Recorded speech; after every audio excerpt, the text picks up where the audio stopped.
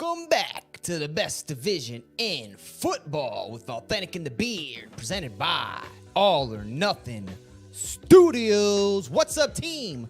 Thanks for tuning in to our very special Tuesday playoff recap show. We're going to go through every single playoff game from this past weekend. You guys know this is an NFC East-based broadcast. We have played our last game. Washington did fall. It's all over for the NFC East. Tough year. We didn't play very great, but we didn't go out in embarrassing fashion, so that's pretty something to hold our hat onto right there. Let's bring in the fellas. Awthentik, The Beard. Great games. I should call you actually Nostradamus, Awthentik. You had a nice little pick slate the last weekend, my guy. I appreciate you, my guy. Yeah, man. You know, I'll take Cleo the Psychic, Nostradamus, Nasty Nas, whatever y'all want to call it, man. But 6 for 6 on my picks this week, man. Had a lot of good points here. 7 for 7, actually. Them Wizards got the W last night. People was trying to hate on my Wizards one time. They was playing the undefeated Phoenix Suns, I believe, too, man. And we blew them out the water, man. So, yeah, I'm back in the building, man. I'm ready to talk some football. I'm hyped, man. Hopefully my picks on Thursday will be just as good as my picks was last Thursday.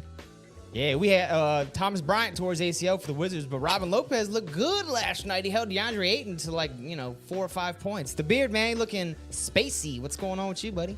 And, just trying to recover from the Washington loss, but I'm actually doing pretty good. Just trying my best not to be like everybody else and get caught up in the Heineke hype too much. Just kind of let things play. Hop on board, let man. things. No. I'm gonna let things play out because I'm not ready to give somebody, the franchise quarterback tag after 5 quarters. That's just not where I'm smart. at. But watched some of the national championship game last night. Most of it after it got out of hand, and besides that, just getting by day by day, working on over the years, doing a little bit of this, a little bit of that, and getting ready for this next weekend of playoffs. I mean, that was a great weekend of playoffs. It was enjoyable, too, because, during the season, you don't really get to watch every single game from beginning to end. So to be able to sit there and, watch some of these guys play from the beginning of the game all the way to the end, the whole game in its entirety was a lot of fun. Yeah. Especially commercials are weak though, man. It's tough watching with commercials. I'm like, yeah, it is a little, but it gives you a Twitter break. That's the way I look at it. Like, okay, it's a commercial. Now I got an opportunity to go to Twitter and tweet about that last play, But the other thing too is it was good to see all the rookies, have impact on these games because you guys know I'm big high on a lot of these rookies in this rookie class. I think it's one of the best in a very, very long time. So it was kind of awesome to see a lot of these rookies out there, basically leading their teams in their respective statistical categories. So it was pretty rad. Pretty rad. I guess I should take this time to say hello to the lovely people in the chat. Thank you to everybody that is watching us on Facebook, Twitch, Periscope, and of course, the YouTubes. Don't forget to hit that thumbs up while you're here. It does help us get this stream out into the YouTube universe. So if you haven't already, make sure you hit that thumbs up. So, Sir Knock, first in the chat. What's going on, brother? I was chilling with Sir Knock all day today. We were working live on YouTube with my man Eric, OBX Picker, and Leroy, Blood, Sweat, and Tears. So it was you guys were it was a long day. What's that? You were live on there? Yeah, on OBX Picker's channel every Tuesday, he does a 6 to 7 hour live where we just do live working hangout. So we're taking pictures of stuff, listing stuff, all that sort of, crazy things that go into a normal work day for a reseller. So, Suchith, what's going on, brother? Early in the building. What's up, fam? And Kalen Dragon 56. Yeah, Giants Nation. I always got to say Kalen Dragon with that voice. Kalen Dragon 56. Roman. Like Mortal Kombat. Yeah, Mortal Kombat, right? Double Dragon out there. Streets of Rage. What's going on, Roman? Thank you for joining us. We Roman appreciate in the building. it. What's up, boy? ABCDEF came through, said what's up, said he got to go, but thank you. We hope you hit the thumbs up before you left. We appreciate it. Hey, appreciate you pulling up. Nick the Wick is here, dropping the 9s. Everybody want to hear the 9 and the 9 and the 9. 999. What's going on, Lax 044 in the building? Hey, Lax, that jersey on the way. He actually had to get a Saquon Barkley jersey because that the Xavier McKinney wasn't stitched. I guess NFL has not put out their new jerseys yet, so everything seemed like it's kind of running out too. So he went with Saquon Barkley, that blue. That thing is on the way. I got the shipping stuff today for you, bro. I'm gonna put that in your Twitter DM. Can't go wrong with a Saquon. Crispy. Definitely can't go wrong. Definitely can't. J-Mo is in the building. What's going on, J-Mo? How you doing, brother? Two shots. J-Mo in the building. Joseph What's up, Balby stopped by to say hello. He could not be here with us, but wanted to make sure he came by and showed some love. Beard Gang in the building. Yes, sir. What's going on, Joel? How you doing, was brother? chopping it up with Joel last night. Got a different angle on the pic. I see you looking the other way now. Beard. Y'all see this Real thing? fool. Looking uber sophisticated in that shot right there, like the most interesting man in the YouTubes. Yeah, we was watching that championship game yesterday on the Hubs channel, man. Shout out to Hub one time. Word. The Alabama offense, my goodness. I mean, they ridiculous. have so many weapons. It's insane. It really, truly is insane. Nate talks Giants. What's going on, brother? My G, Giants Nation in the building one time. He hit me up on Twitter talking about his video didn't age too well after that game. I didn't get a chance to check out the full video, but I'm going to go back and look at it if it's still up. Papa That's why you got to make new Homewood. content. Pops in the building. What's Papa up? Homewood, what's going on, brother? Thank you for joining us. We appreciate it, as always. I like that. Papa Homewood, what's going on, brother? My kin.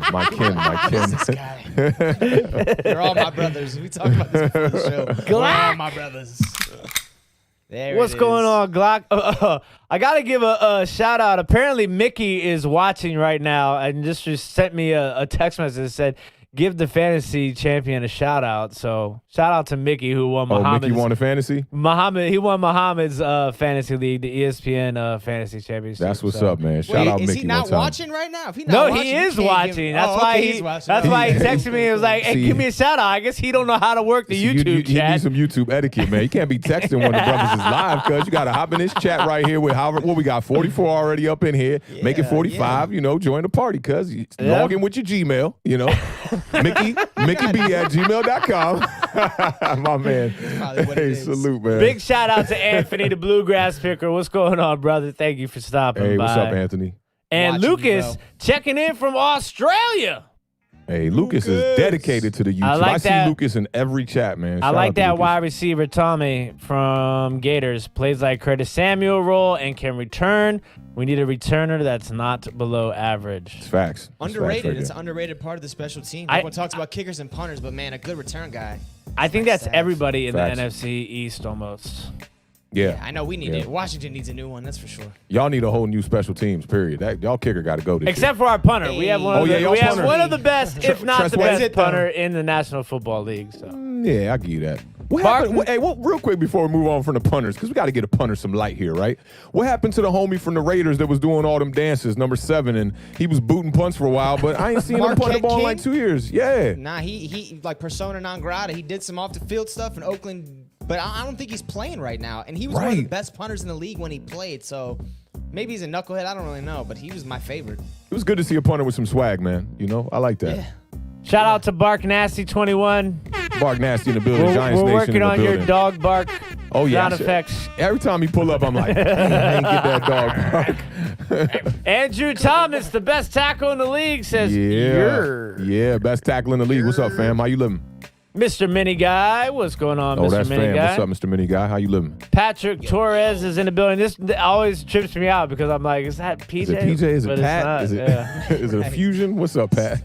And the wonderful Sunday, who's always holding us down in the chat. We appreciate that. Sunday as need a sound always. effects too. I'm about to work on this because we got some loyal, dedicated Get folks who always that pull up easy like Sunday morning. and then get sued and the whole channel get taken out.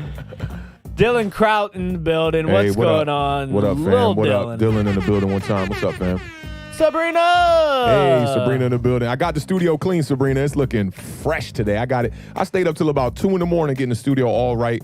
And shout out to the Hub, man, because I had a little bit of background vibes with the Hub. And I think that the chat was kind of slowing me down, too. I'd hear Hub say something. Hub was saying some crazy stuff about food yesterday. He was like, ketchup on beans and rice is normal. That was one thing he said. Definitely And not. he also said ketchup on baked macaroni and cheese.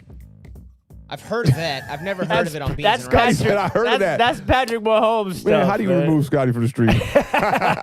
You can't put ketchup on mac and cheese. On The Big Mac? only thing that goes on mac and cheese besides the mac and the cheese is salt, pepper, and a little bit of hot sauce.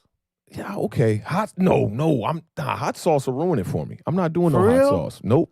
Just a little bit? What do I you mean, put it hot sauce depends on how you feel it. Nope. Because look, I went through this little phase where I was putting hot sauce on everything. You can put hot sauce on everything, so I don't think it's wrong to put the hot sauce on it. But I'm not messing up no clean baked mac and cheese with no hot sauce, bro. Ain't no way. I like hot sauce in the way. morning. Yeah, I hear you. Hot sauce in the morning. I like it on eggs. Give me it on the hash browns. Like, Yup. for me, it goes well with breakfast more than like a. Yeah, on the rice and beans. Whoo, Yeah, that's little fire hot, right little there. hot sauce goes a Sets long off. way. I was liking their chat about food so much. They was like, yo, let's start talking about football. I was like, nah, man, keep it up. They was talking about sugar on cornflakes, sugar on Cheerios. I was like, yo, almost over, man. these are hood classics right here, Oh bro. yeah. Even if you need to get a little hood with your raisin bread, you can put a little sugar on that too. Yeah, and I was trying to tell them, yo, like, the new vibe right now, I promise you, ditch the Frosted Flakes, get you a little bottle of honey, and just get you some regular cornflakes.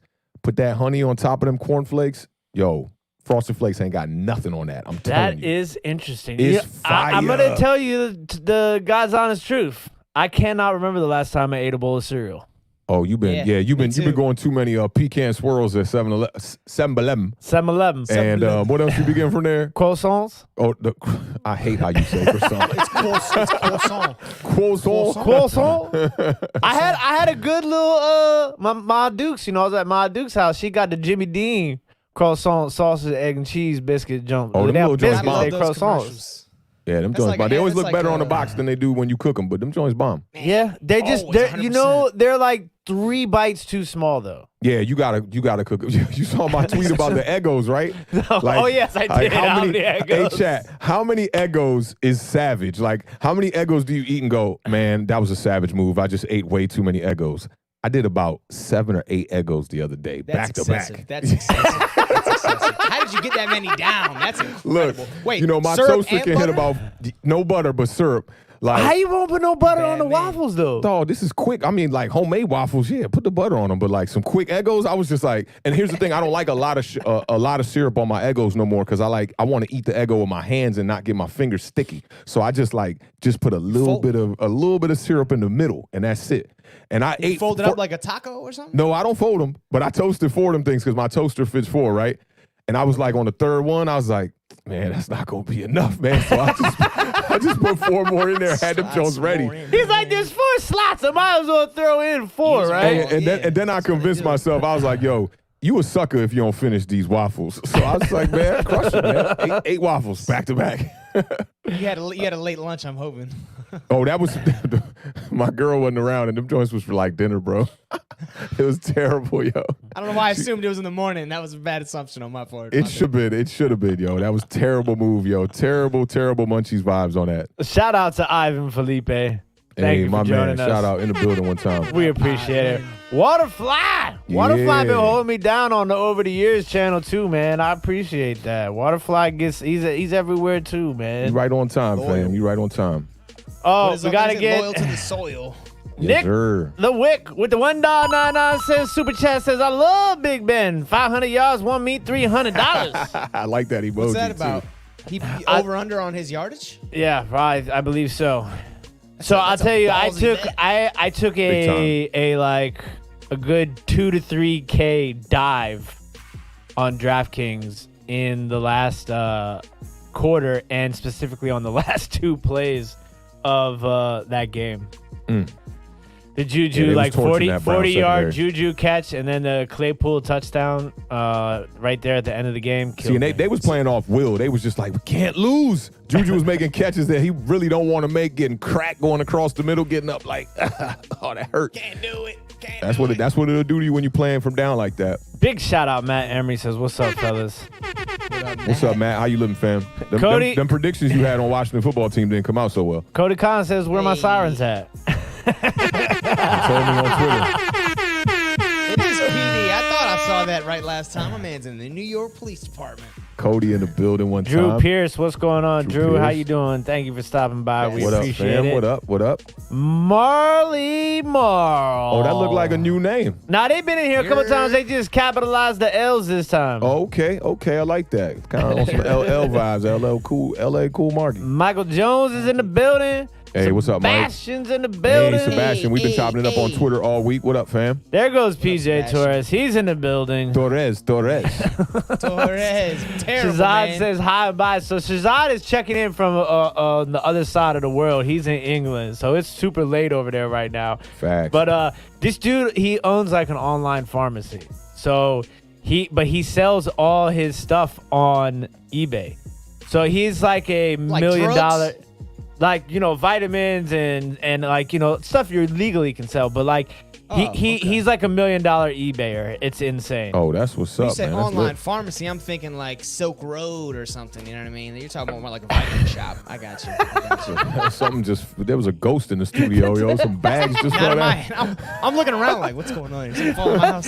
Dog, the Oh, thing that's man. crazy is it flipped off the chair and landed perfectly. Oh, man. Hopefully That was- nothing valuable in there. That's not mine. That was yours. Yeah, I said hopefully ain't nothing valuable in there.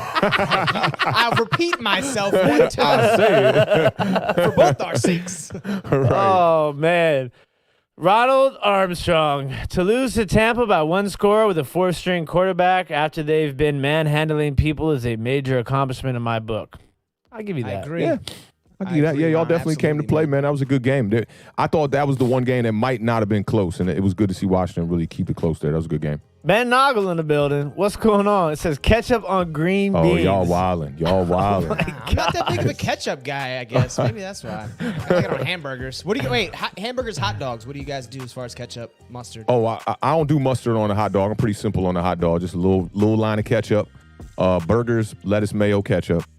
Got you. Kid Beer? Blue's in the building. Kid Blue in the building He one was time. like, What's up, man? y'all talking about my Talking about last night. Hey, yo, Kid Blue was like, Ma, there's too much ice in my soda. So heavy rolling. That's my dude. Shout out Kid Blue, man. $2 super chat from Cody Collins says, "What's up? Where are those sirens at?" Oh, you need the whoop whoop sirens. Yeah. I got you. You got to make a you. sound effect list now at this point, Yeah, man. I know, dude. I know. I'm struggling over here. I only got 16 pads, man. Jalen Wigfall, Seattle fired their offensive coordinator. Interesting. That's Darryl Schottenheimer, right? Oh, Is that who it okay, was? okay, Wow. okay. It's not Marty Schottenheimer. What's his boy's name? Donnie? Nah. Ken? Donnie. Ken? Ken sounds right. I too. can't remember, bro.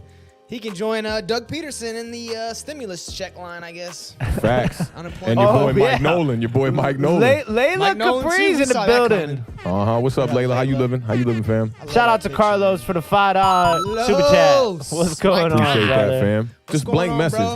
That's dedication, man. Loyal to the soil, bro. We appreciate that. That's my man right there. Tracy is checking in. Hello, tuning in to listen to some of my favorite vibes right here. What up, Tracy? What up? It's because Scotty's back, huh? Hey, Strays. We got a thing. It's cool. It's cool. Big shout out to Ronald for the $4.99 super Appreciate chat. that, fam. Great job, fellas. Keep up the good work. HTTWFT. So Sir. that's everybody's talking about food in the chat now. We turned them up. I guess. Look, before we get into the games, we could touch on this really quick if that's okay with you guys. All right. Yeah. Let's How do it. you all We have feel to. about the firing of Doug Peterson? I think they used him as a scapegoat. I was saying that like 100 times to the Beard on that show. I don't know what show that was, but I said 100 times. He was like, I don't know, man. I don't know. I don't think so, man. I don't think so. And I swear to you, Monday morning, that's what everybody was saying. That he was the scapegoat. They said you got to start Suffield in the fourth quarter. That's how it went down, man. I'm sticking to it. I think that's how it went down, too. There's no other way. And then I think going into this next season, they probably had some disagreements. Mike Vick said he was on the golf course with the owner of the Philadelphia Eagles, picking his brain a little bit. It was him, Larry Fitzgerald, and the owner of the Eagles. And he was saying that they were asking him a lot about the coaching culture and things like that. He said nothing really came up about Doug Peterson, like, in particular. But he said that the owner was probably taking some hints from Mike Vick. And Mike Vick was saying, yeah, Doug Peterson did a good job while he was there in his tenure. Here's the crazy thing. Marcellus Wiley was also saying this too. He said if you look at Doug Peterson's resume from the past 4 years and you didn't say it was him, he could get a job probably with any team in the NFL right now. Sixth That's best how- record that's how- in the NFC conference in the past 4 years combined. Oh, in the NFC? Yeah, that's pretty good. That's middle of the road, though, right? After they had a horrible year this year, though. So, yeah, I feel like Yeah. So this Very is the horrible only year. year that he Injuries. didn't make the playoffs since they won the Super Bowl. Am I mistaken on that? Nah, No, I think you're that's right. He started off with 2 10-win seasons, I think, too. Yeah. So, Authentic, I don't know if you said it at the top of your spiel there. When they made that move to Sudfeld, bench Jalen Hurts against Washington Week 17, do you or the Beard, do you guys think that came from on high? That Yeah. call? Yeah, that's That what I was did. saying. Because look, it did. you got, when I look at it in hindsight, right? He went for 2, or he went for the touchdown on 4th and goal from the 5-yard line. It was the last play pretty much of the third quarter. So I think from up top, they were like, look, no matter what goes down when the fourth quarter starts, put in Sudfeld. We want to see what he's got. You think Doug Peterson will ever come out and tell everybody that? I don't know, I mean, but he's gonna have to say in interviews. He's going to have to say that. That's going to be the first question in any interview he gets. yeah, What happened? especially when he gets hired to at another spot. Right. They compared him to Wade Phillips, and I don't know if Wade Phillips came out because Wade Phillips, y'all know, he was the scapegoat for one franchise he was with. I can't remember who it was. It was when he was a head Buffalo? coach. I don't know. I can't even Cowboys? confirm unless you know it. I can't confirm it. But I don't even know if he came out and said in the end, like, yo, I was the scapegoat. I don't even know if he did. So I mean, I think NFL etiquette and just like, just trying to keep things under wraps and not looking like a snitch. I wouldn't say anything if I was Doug Peterson. You just take the L. You're not the coach no more. It's all good. Let them do what they do. And if you were the scapegoat, then you were the scapegoat. It's kind of like signing an NDA when you get a job. So, all right. So now Doug Peterson is gone. I think I know that I thought that was going to happen for sure, even before the debacle on Week 17. But now the real question is now that Doug Peterson's gone, is Carson Wentz still the quarterback for the Philadelphia Eagles going into 2021? I think so. You got to hire a coach first, and then will he decide? Or I mean, is that the reason he cut Doug Peterson so he can make this decision himself, and then he'll bring a coach in? Because Giants dealt with this a little bit too. The Mariners wanted Eli Manning, and I believe that was a lot that had to do with Pat Shurmur getting hired, and under stipulation of, look, we're still trying to win with Eli. And they say it hurt Dave Gettleman the first couple years. They say that's why they drafted Saquon Barkley, and trying to add more pieces and weapons for Eli Manning, and it kind of set us back as far as like the rebuild of the team. But I mean, it wouldn't surprise me, man. The owner really has the main say, Yeah, it's his team. He's paying the money. Mm-hmm. They're gonna have a high. They're gonna have a high pick for they're pick number 6. So there's gonna be a lot of temptation there for them. And I told y'all, don't rule out quarterback. I told y'all, don't rule out quarterback for them. Like, I don't think they're sold on Jalen Hurts. And I think yoking him in his second pretty much big chance to win a big game, that really says a lot. Like, you want a young guy like that, you'd want him to get as many snaps as possible. A lot of Giants people on Twitter this week were comparing it to Eli Manning too. Imagine like Daniel Jones gets to start, and then the last 2 weeks they're just like, let's go back to Eli. Yeah, I mean, somewhat similar, but only because Eli's an old guy. Like, if he was a young guy, that's the only difference is that Jalen Hurts was an unknown commodity at that point. So the Eagles wanted to see what they had. But I'm not saying in return of putting Jalen Hurts in the game. I'm talking about putting Nate Sudfeld in the game. Oh, bench. I got you. You know what I'm saying? Like, the fourth quarter, they're just like, Daniel, let's just put in Eli. It's his last year. We're going to put him in for the last quarter. Even that would be more reason to put Eli Manning in the game in a year where Daniel Jones is doing pretty decent, let's say. It just doesn't make no sense. I don't know why they wanted to see Nate Sudfeld, It's been 2 weeks and no one's come up with a good reason for it because there is no reason for it. For me, it's Peterson was the scapegoat. They wanted to see Nate Sudfeld because it's his last year in the contract. And imagine if you do put him in the game and he just completely Taylor Heineke's the situation and just starts balling out. Now you got to consider signing him and bringing him back. I mean, he was getting paid a decent dollar over there, I imagine. Maybe the Eagles' 6th pick will get a bronze statue outside the stadium. Hey, possible. So it's going to be an interesting offseason, not just for the Philadelphia Eagles, but for every single team in the NFC East. So stay tuned for that Awthentik and The Beard offseason NFC East content. So this weekend was the first round of the playoffs, gentlemen.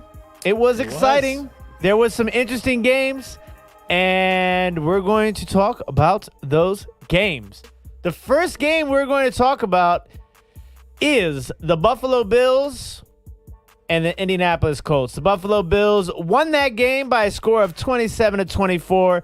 Josh Allen finished 26-35 for 309 yards, 2 touchdowns. Also led the team in rushing with 54 yards and a touchdown. Stephon Diggs, 6 catches, 128 yards and a touchdown. Phillip Rivers, 309 yards. And Jonathan Taylor, the rookie running back, 78 yards, 1 touchdown. And Pittman Jr., like I was telling y'all, 5 catches, 90 yards, led the team in receiving.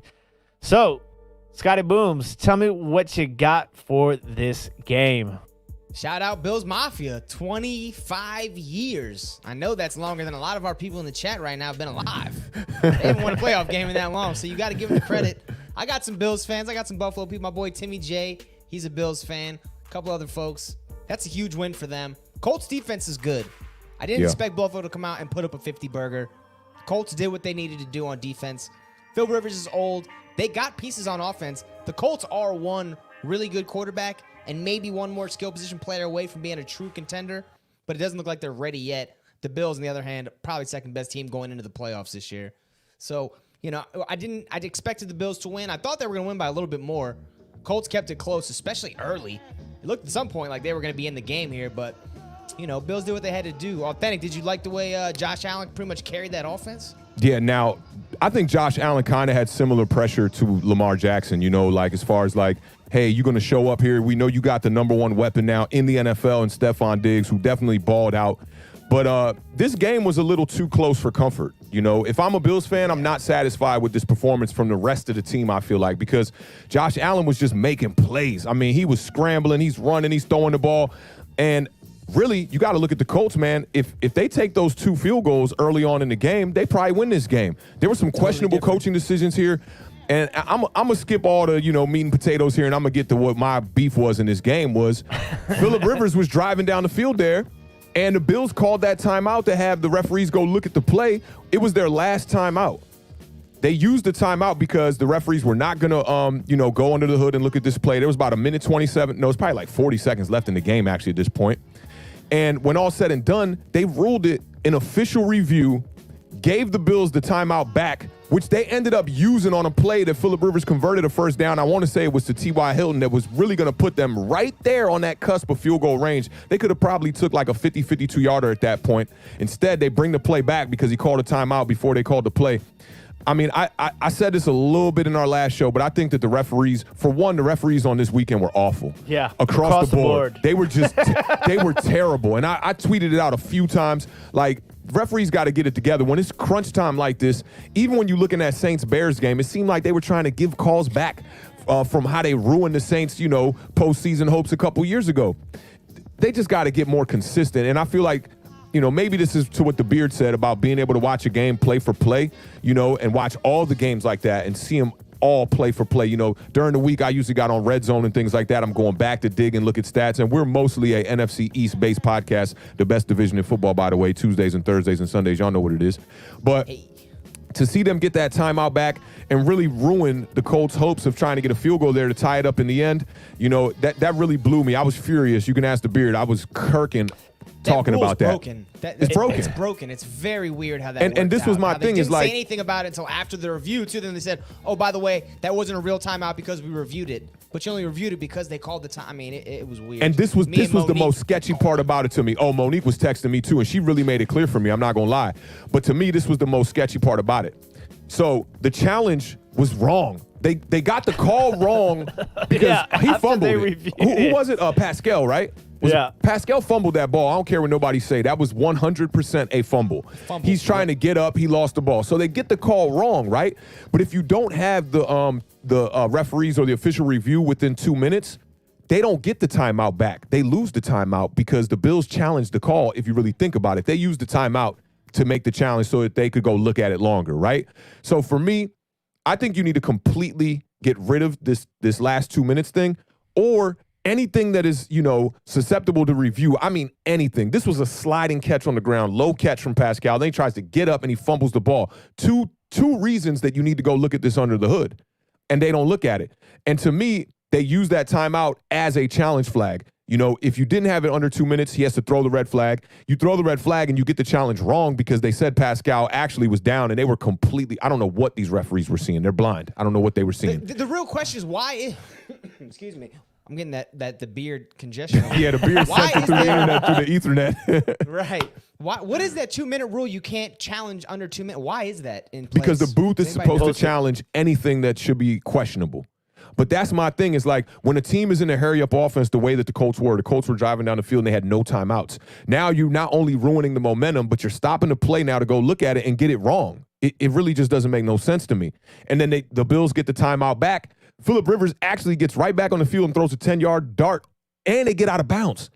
But they called the timeout before he called the play because they still had one timeout because the timeout was given back to them because it's an official review. They really got to look at this, man, and I think that was a part of ruining the game. But even before that, we kind of got to blame, Reich as far as a coach, not making the right calls here early on in the game, not taking field goals when he was supposed to take field goals. I want to say there was an extra point missed in this game by the Colts too, so you're looking at driving down there to kick a field goal to win the game at the end.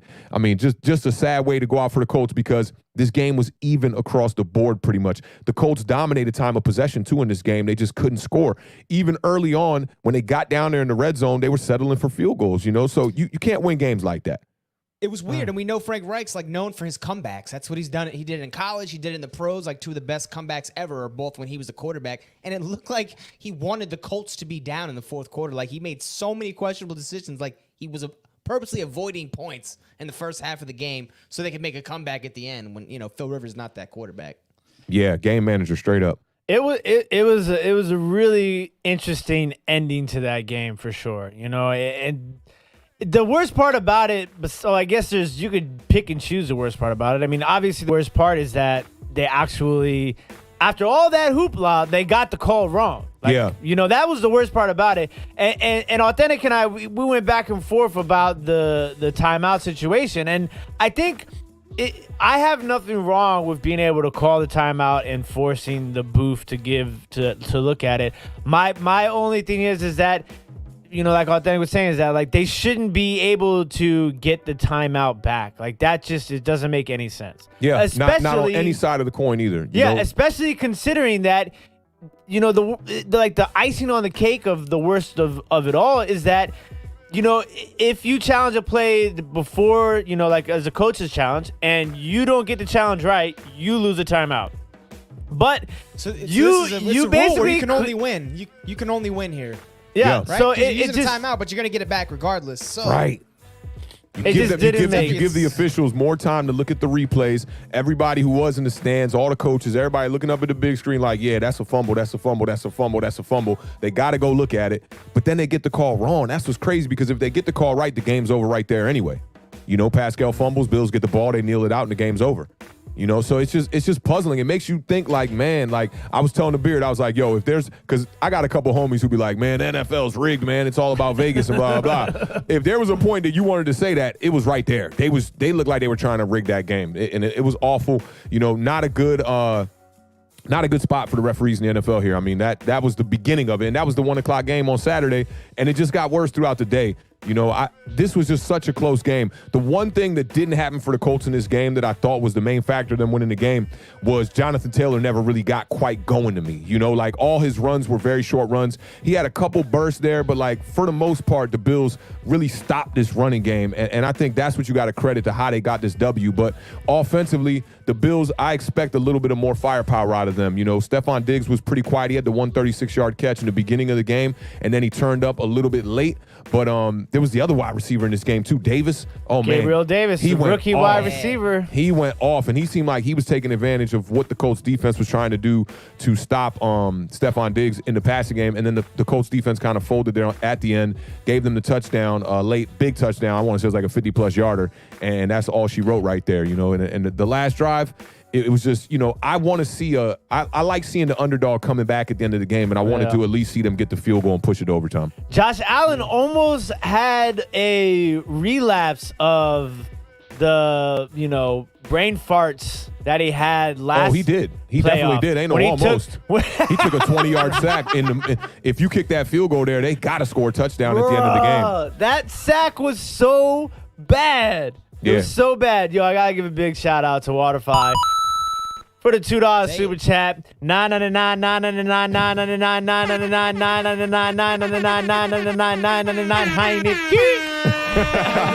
Fantastic. Oh, man, I'm about to put a super chat in to get that one again. That's Yeah, That's the $9.99. Yeah, for the chat, Waterfly says. So yeah, that was a little almost like if they would have lost, that'd have been the pin right there. Everybody would have been talking about that. But I got to give credit to the Buffalo Bills defense. Their Buffalo Bills defense had been a little bit not as good as it was in the last 2 years, and they stepped up and they were able to kind of not control, but semi-contain Jonathan Taylor. The play calling was a little suspect for the Colts too at times during this game. I felt like they abandoned the run a lot. Like Phillip Rivers threw the ball a lot. Michael Pittman Jr. had a good game though. He had a drop though in the in the end zone. That was the one they went for it on 4th down, right? Yeah, and it was an outstretched kind of catch right off his fingertips. I was telling you, reminded me of Evan Ingram against the Eagles a little bit. That his was a little bit more outstretched though. I feel like Michael Pittman's was maybe an inch or two farther out towards the pylon there. But yeah, definitely should have been a catchable ball for a taller wide receiver like that too. You got to time that a little different and catch it at his highest point. I feel like 46 not as bad as that Chicago attempts. wide receiver. Oh my God, what was that one? Oh, and what you call it too, man? Chris Godwin, 7 drops. Whew. Man, it was 7? big drops. He had 7 drops, man. So Colts are moving on to the offseason. Buffalo's moving on to the next round. So make sure you guys tune in on Thursday. We'll give you guys the preview for that Buffalo Bills matchup. Y'all think Phillip Rivers comes back? That was going to be my next question. No. Him, Alex Smith, they're gone. Drew Brees, they're all gone. Ben Roethlisberger. Roethlisberger too. I think all 4 of them are gone this offseason. I think one of the stays. 4, 1 will leave. Alex Smith. Yep. Well, Brees already said he's definitely leaving. Oh, Breeze already committed I to thought retire. he said Brees- 2 Brees years. retiring. I think he said he's this year. I think Brees is done. Ben after these Roethlisberger's playoffs are still over. under a big contract. I think they owe him like $30 million plus. But he was It's sitting on that 40 bench crying. That Yeah. cap is 41 next year for that guy. And then the cap's going down to like 171. So 170, Yeah. 175, somewhere around there. Yeah, that's going to be That's interesting. too Wait, much money. 41 million? Yeah. Yeah, next year his cap hit it explodes. So that's one reason for him to stick around. That's for sure. Yeah, get that Get that bag money. for real, straight up. Get that I don't know. I'm kind of iffy, but Phillip Rivers was a 1-year contract, right? Yeah. Or was it a 2-year deal? I think it 1 was year? 1 year with an extension, maybe. 1 year was an option? Yeah, I think so. Interesting. But he played well enough to win this game. That's what kind of, just like is very disheartening for a guy like that. I mean, no interceptions. There was no turnovers in this game, period. So you got to commend both teams on that. But the percentage is not that great on the completions, 27 of 46. But the 300-plus yards, 2 touchdowns, that's a pretty clean game, Yeah, they played well. Their offense is just not quite dynamic enough. That linebacker for the Colts, Darius Leonard, that dude is He is a dog. beast. He Yeah. met Josh Allen head on in the middle of the field, made one of the best open field tackles I've ever seen before. Yeah, He had Darius Josh Leonard's Allen all flying pro, backwards. all world, man. He is He's that fun to guy. watch. Definitely. Yeah, Josh Allen seemed to be the difference maker in this game. Like when you got a playmaker like that at quarterback, you can you don't got to have the major weapons. If you put Josh Allen on the Colts win this game. If you flip the quarterbacks, the Colts win this game. Yeah. They dominate probably. Because their defense is better than the Bills. The Bills' defense did their thing, but I don't think the Bills' defense is dynamic. And Yeah. the one thing is, you'll notice the somewhat of a mini theme, mini storyline of these playoff games is 30-year quarterbacks. Josh Allen wins his first playoff game, and this is I'll give you another theme on this. It's either a young quarterback or it's an OG who's proven on every team. Yep. Every team. You got Tom Brady, Drew Brees, Ben Roethlisberger, Phillip Rivers, all proven quarterbacks. Aaron Rodgers. Yep. You got a bunch of them. And then you got a bunch of young guys. So it's like you give a guy 4 or 5 years and he ain't there, he ain't the one. Move on. And those teams with the young quarterbacks who might not have gotten their extensions yet have phenomenal teams around those young guys and those cheap contracts.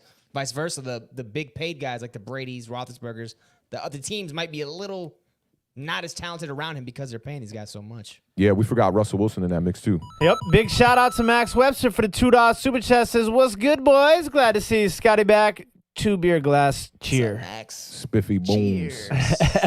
Spiffy All right, so you guys have Jaleesa in the anything building. else? What's up, Jaleesa? Anything I'm else good on on this game? I'm good, bro. I'm good on this one. Good. I still feel good about the Bills. Wasn't as impressive as I thought, but I still feel good about them. Man, these next I can't round wait of for them games, previews. I was just about to say, it's gonna get interesting. Bills are going to see the Browns, right? No, Who the it's Bills Browns seeing? and Chiefs, Bills and Ravens. Oh, Bills and Ravens. That's right. Yeah. Oh, yeah. I know where I'm going with that. Come on, y'all. Y'all know how I did on that Ravens pick. Yeah, I mean, All your picks. I'm gonna save it for Thursday. Next game from this weekend was the Los Angeles Rams, who won by a score of 30-20 over the Seattle Seahawks. My man, Wolf of Wall Street, quarterback for the Los Angeles Rams, got knocked out the game. Yeah. early. Where was you at? Was you at like Popeyes? No, where was you at during that? Because you was out on the road. I remember I was like, quarterback got knocked out, bro. Was that Saturday? Yep, that was that game. Yeah, I I went remember. to go get some grub before the Washington. Yeah, game. that's what it was. Yep. So Wolf of Wall Street gets knocked out the game. Goff comes in with 4 fingers, and the Los Angeles Rams defense basically smothered Russell Wilson and the Seattle Seahawks offense. As we talked about, the Los Angeles Rams are Russell Wilson's kryptonite. It is the only team he has a losing record against, and that looks like it's going to last for at least another year after this loss. Authentic, tell me what you got about the game. Well, man, this was my first upset pick on Saturday. I was trying to tell y'all, man, that Rams defense, number one defense, it almost didn't matter who was at quarterback, to be honest. And I think the other guy getting knocked out, I'm just calling him the other guy, whatever his name is. Wolf of Wall Street. Wolf of John Wall Street Wolford. getting knocked out. Oh, let's get that from Max Webster one time, yo. Shout out to Max Webster for the $5 super chat. Says Scotty with the beard, new name of the show, Authentic Patchy and the Beard. Sorry, Scotty, had you, Authentic bro. Patchy and the Beard. For real, looks good, man. This is like 5 months, man. Like it's not coming in. Somebody said put Miracle Grow on there. Miracle Grow does not work on faces. Somebody man. I'm said telling put y'all, don't do Miracle that. Grow on the Nah, thing. I'm just joking. I was Nah, about what to you need say, you be like, This OG at work though, he was like, you know what you got to do, man? Next time you go in the bathroom in the urinal, just put a little bit of pee on your finger and you rub it on your face. That's oh, what got nah, working. he I was like, I don't wildin'. think He so. wild. He tried to have you come back to work talking about, yeah, man, that pee working real good, yo. I'm not patchy anymore. They love me now. Ain't no way, man. But yeah, man, this Rams defense, it was outstanding, man. And I also talked about the lackluster play coming into the playoffs from DK Metcalf. And, again, I mean, he was their leading wide receiver and he had 2 touchdowns. But when you hold a guy like that to 5 catches, that's perfect. And the Rams running the ball and playing great defense and controlling the clock, they won the time of possession battle. Cam. I was like, wait, what? They also sacked Russell Wilson 5 times for 32 yards. I mean, that's a recipe to win this game. I'll tell you where this game was really ugly, though, was on 3rd down. The Rams were 3 of 15 on 3rd down, and the Seahawks were 2 of 14 on 3rd down. That is That just first half god was awful. A combined 5 of 29 on 3rd down. Yeah, Offense was that's bad. god awful. Either But one of them should have won. the Rams didn't turn the ball over on the day, and I think that was another thing that was a part of the difference here. Russell Wilson and the Seahawks had 2 turnovers on the day, so you got to look at that. Rams outgained them by a good 50 yards, man. I mean, yeah, I like this Rams team, and I think Jared Goff does just enough. With the defense like that, you got to do just enough. It kind of reminds me of some Chicago Bears teams. Kind of reminds me of the smoke and mirrors people thought Eli Manning was playing behind. But, yeah, that defense played hot at the right time. Rams look good, man. Going into next round, it's going to be hard to not pick them. I like them in that first round. They upset pretty much one of the better teams in the NFC. Seahawks were seed number 2, right? Yeah. Don't get no better than that, man. 2 or 3. I think they were 2. They were 3? Yeah, because I think Saints is too? Oh, Saints might have been 2. Yeah, you're right Saints about were that. 2, Saints. yeah. Yeah, so I mean that's just a good output from that Rams team, man. I like what I saw in this game. It was a bit uglier than I thought it was going to be. I thought it'd be a little bit more high scoring, but once they panned in on Jared Goff's hand, he was holding up them thumbs. I was like, Oh, dude, nah. it was crazy. It was like he had pins. They said he had 2 pins in there. it was ballooned up, man. Yeah, it looked like it was a cartoon. so swollen, man. And, you know, I like seeing players like that fight and put up good results. Kind of reminds me of what Jalen Waddle was doing last night in that championship game, because he was definitely not supposed to be out there, but he was hobbling around trying to do what he does, especially when Smith went out of the game. Yeah, man. So I just think it's going to be really hard to pick against this Rams team. Don't forget they had 10 wins in the regular season, man. So they are a pretty solid team. Kind of reminds me of the situation that the Browns are going to be facing here too. You know, it's like, are they hot enough to be able to go into this second round and get a win and put themselves into a championship game? I don't know. We're going to do a little more research on that in the next couple of days here. And I don't know. I might be picking them Rams. I might be picking them Rams to give another upset. We'll see how it goes. The thing that's that's interesting is that the fact that if Goff isn't forced to play, this game might have been a blowout. On what side of the ball? From Seahawks? For the Rams, because, you know, like Goff barely even threw the ball, to be honest with you. I mean, 19 throws. He was 9 of 19, 155, 1 touchdown. A lot of his stuff was coming off the play action. Yeah, Cam Akers show, right? Yeah, killed all it. Those yards, killed it. Like 131 yards and a touchdown. Yeah, he was the man of the night for sure, and it's just. But you think that Wolf of Wall Street was going to play better than Jared Goff? I do. That is what he said. Because of Goff's hand. Now, I'm not necessarily saying that it would have been better if Goff was 100% healthy, but because of Goff's injury situation, I think that the Wolf of Wall Street would have came in and would have probably put up more points. I almost want to go back to the text messages I sent you when he got knocked out of the game, because either I told you or I text you this. I said, the reason why Goff, even with the hand, gives them a better chance is because he knows that offense. He's been in that system for a long time now. He struggled in that system. Don't forget that. Remember, he struggled first. And then he started to pick it up, and he became a better player. And now people be so flip-flop with Jared Goff, man. I mean, the dude is a decent quarterback. He can get it done. He kind of reminds me of Matt Ryan, you know, Ryan Tannehill vibes. Everything got to be working for him, you know. But a lot of quarterbacks are like that in the NFL. And I do think he gave them the best chance to win because his leadership, you know. Leadership, knowing the play system, and really just knowing what to do and how to react. I mean, they seemed like they knew his hand was jacked up, and he still got the job done.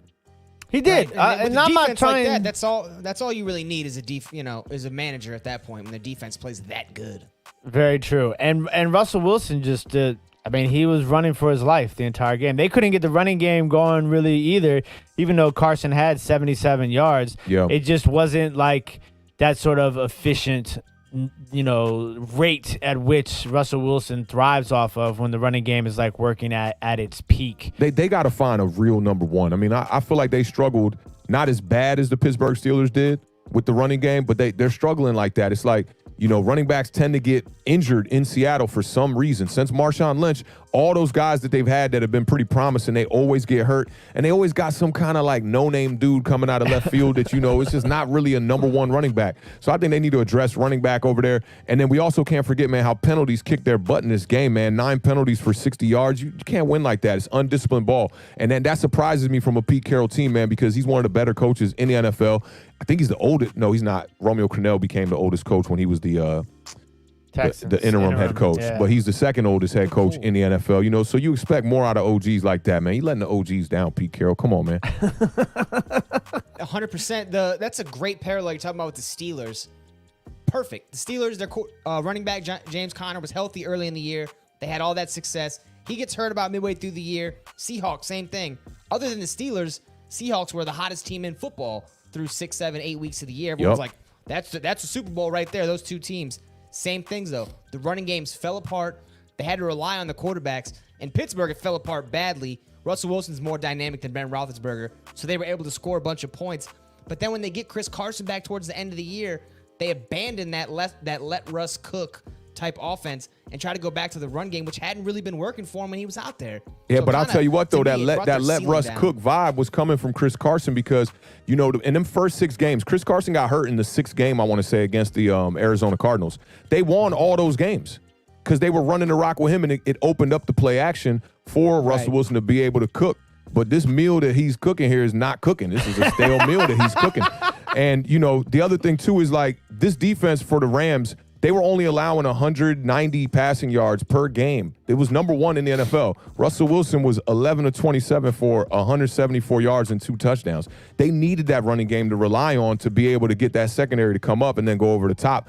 And, DK Metcalf had a touchdown late there, but it was kind of like, game's over here at this point. Yeah, that is, man.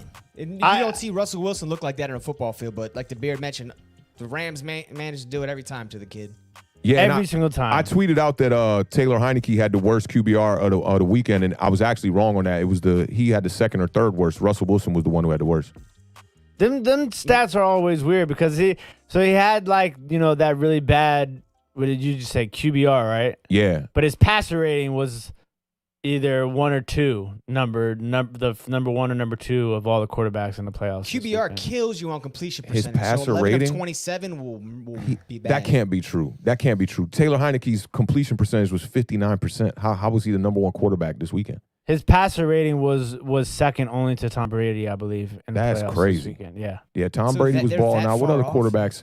Not a lot of quarterbacks had good games, though. I mean, Drew Brees didn't have a really fantastic game. Lamar Jackson didn't throw the ball that well.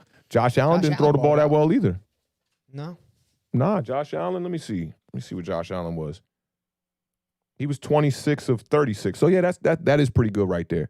Taylor Heineke, how could he have a better passer rating than Josh Allen and Tom Brady? It had to have been third. No, I'm saying Tom Brady had a better passer rating because I don't think I said and Josh Allen. Yeah, I don't think passer rating includes completion percentage. I think QBR includes completion percentage. That will be, and that's why I wouldn't look at passer rating. I see NFL.com be releasing their stats, and they release that passer rating stat, but I rely more on QBR than I would passer rating. Yeah. That's why I just said the correlation between the two. It's interesting how somebody can pull those two stats and it'd be so completely different, which is Looking weird. Right now, and if they're go ahead. No, I was just gonna say Aaron Donald looks like he's gonna play this weekend, even though he's got torn rib cartilage. Oh yeah, I did hear he was gonna play this weekend. And if they're not putting maybe the 4 touchdowns and 4 interceptions from Ben Roethlisberger. But that's interesting to not put completion percentage in passer rating. That's ridiculous. Yeah, that's really ridiculous. I like to know. I am curious as to the breakdown of those 2 statistical things. Oh, QBR is QBR.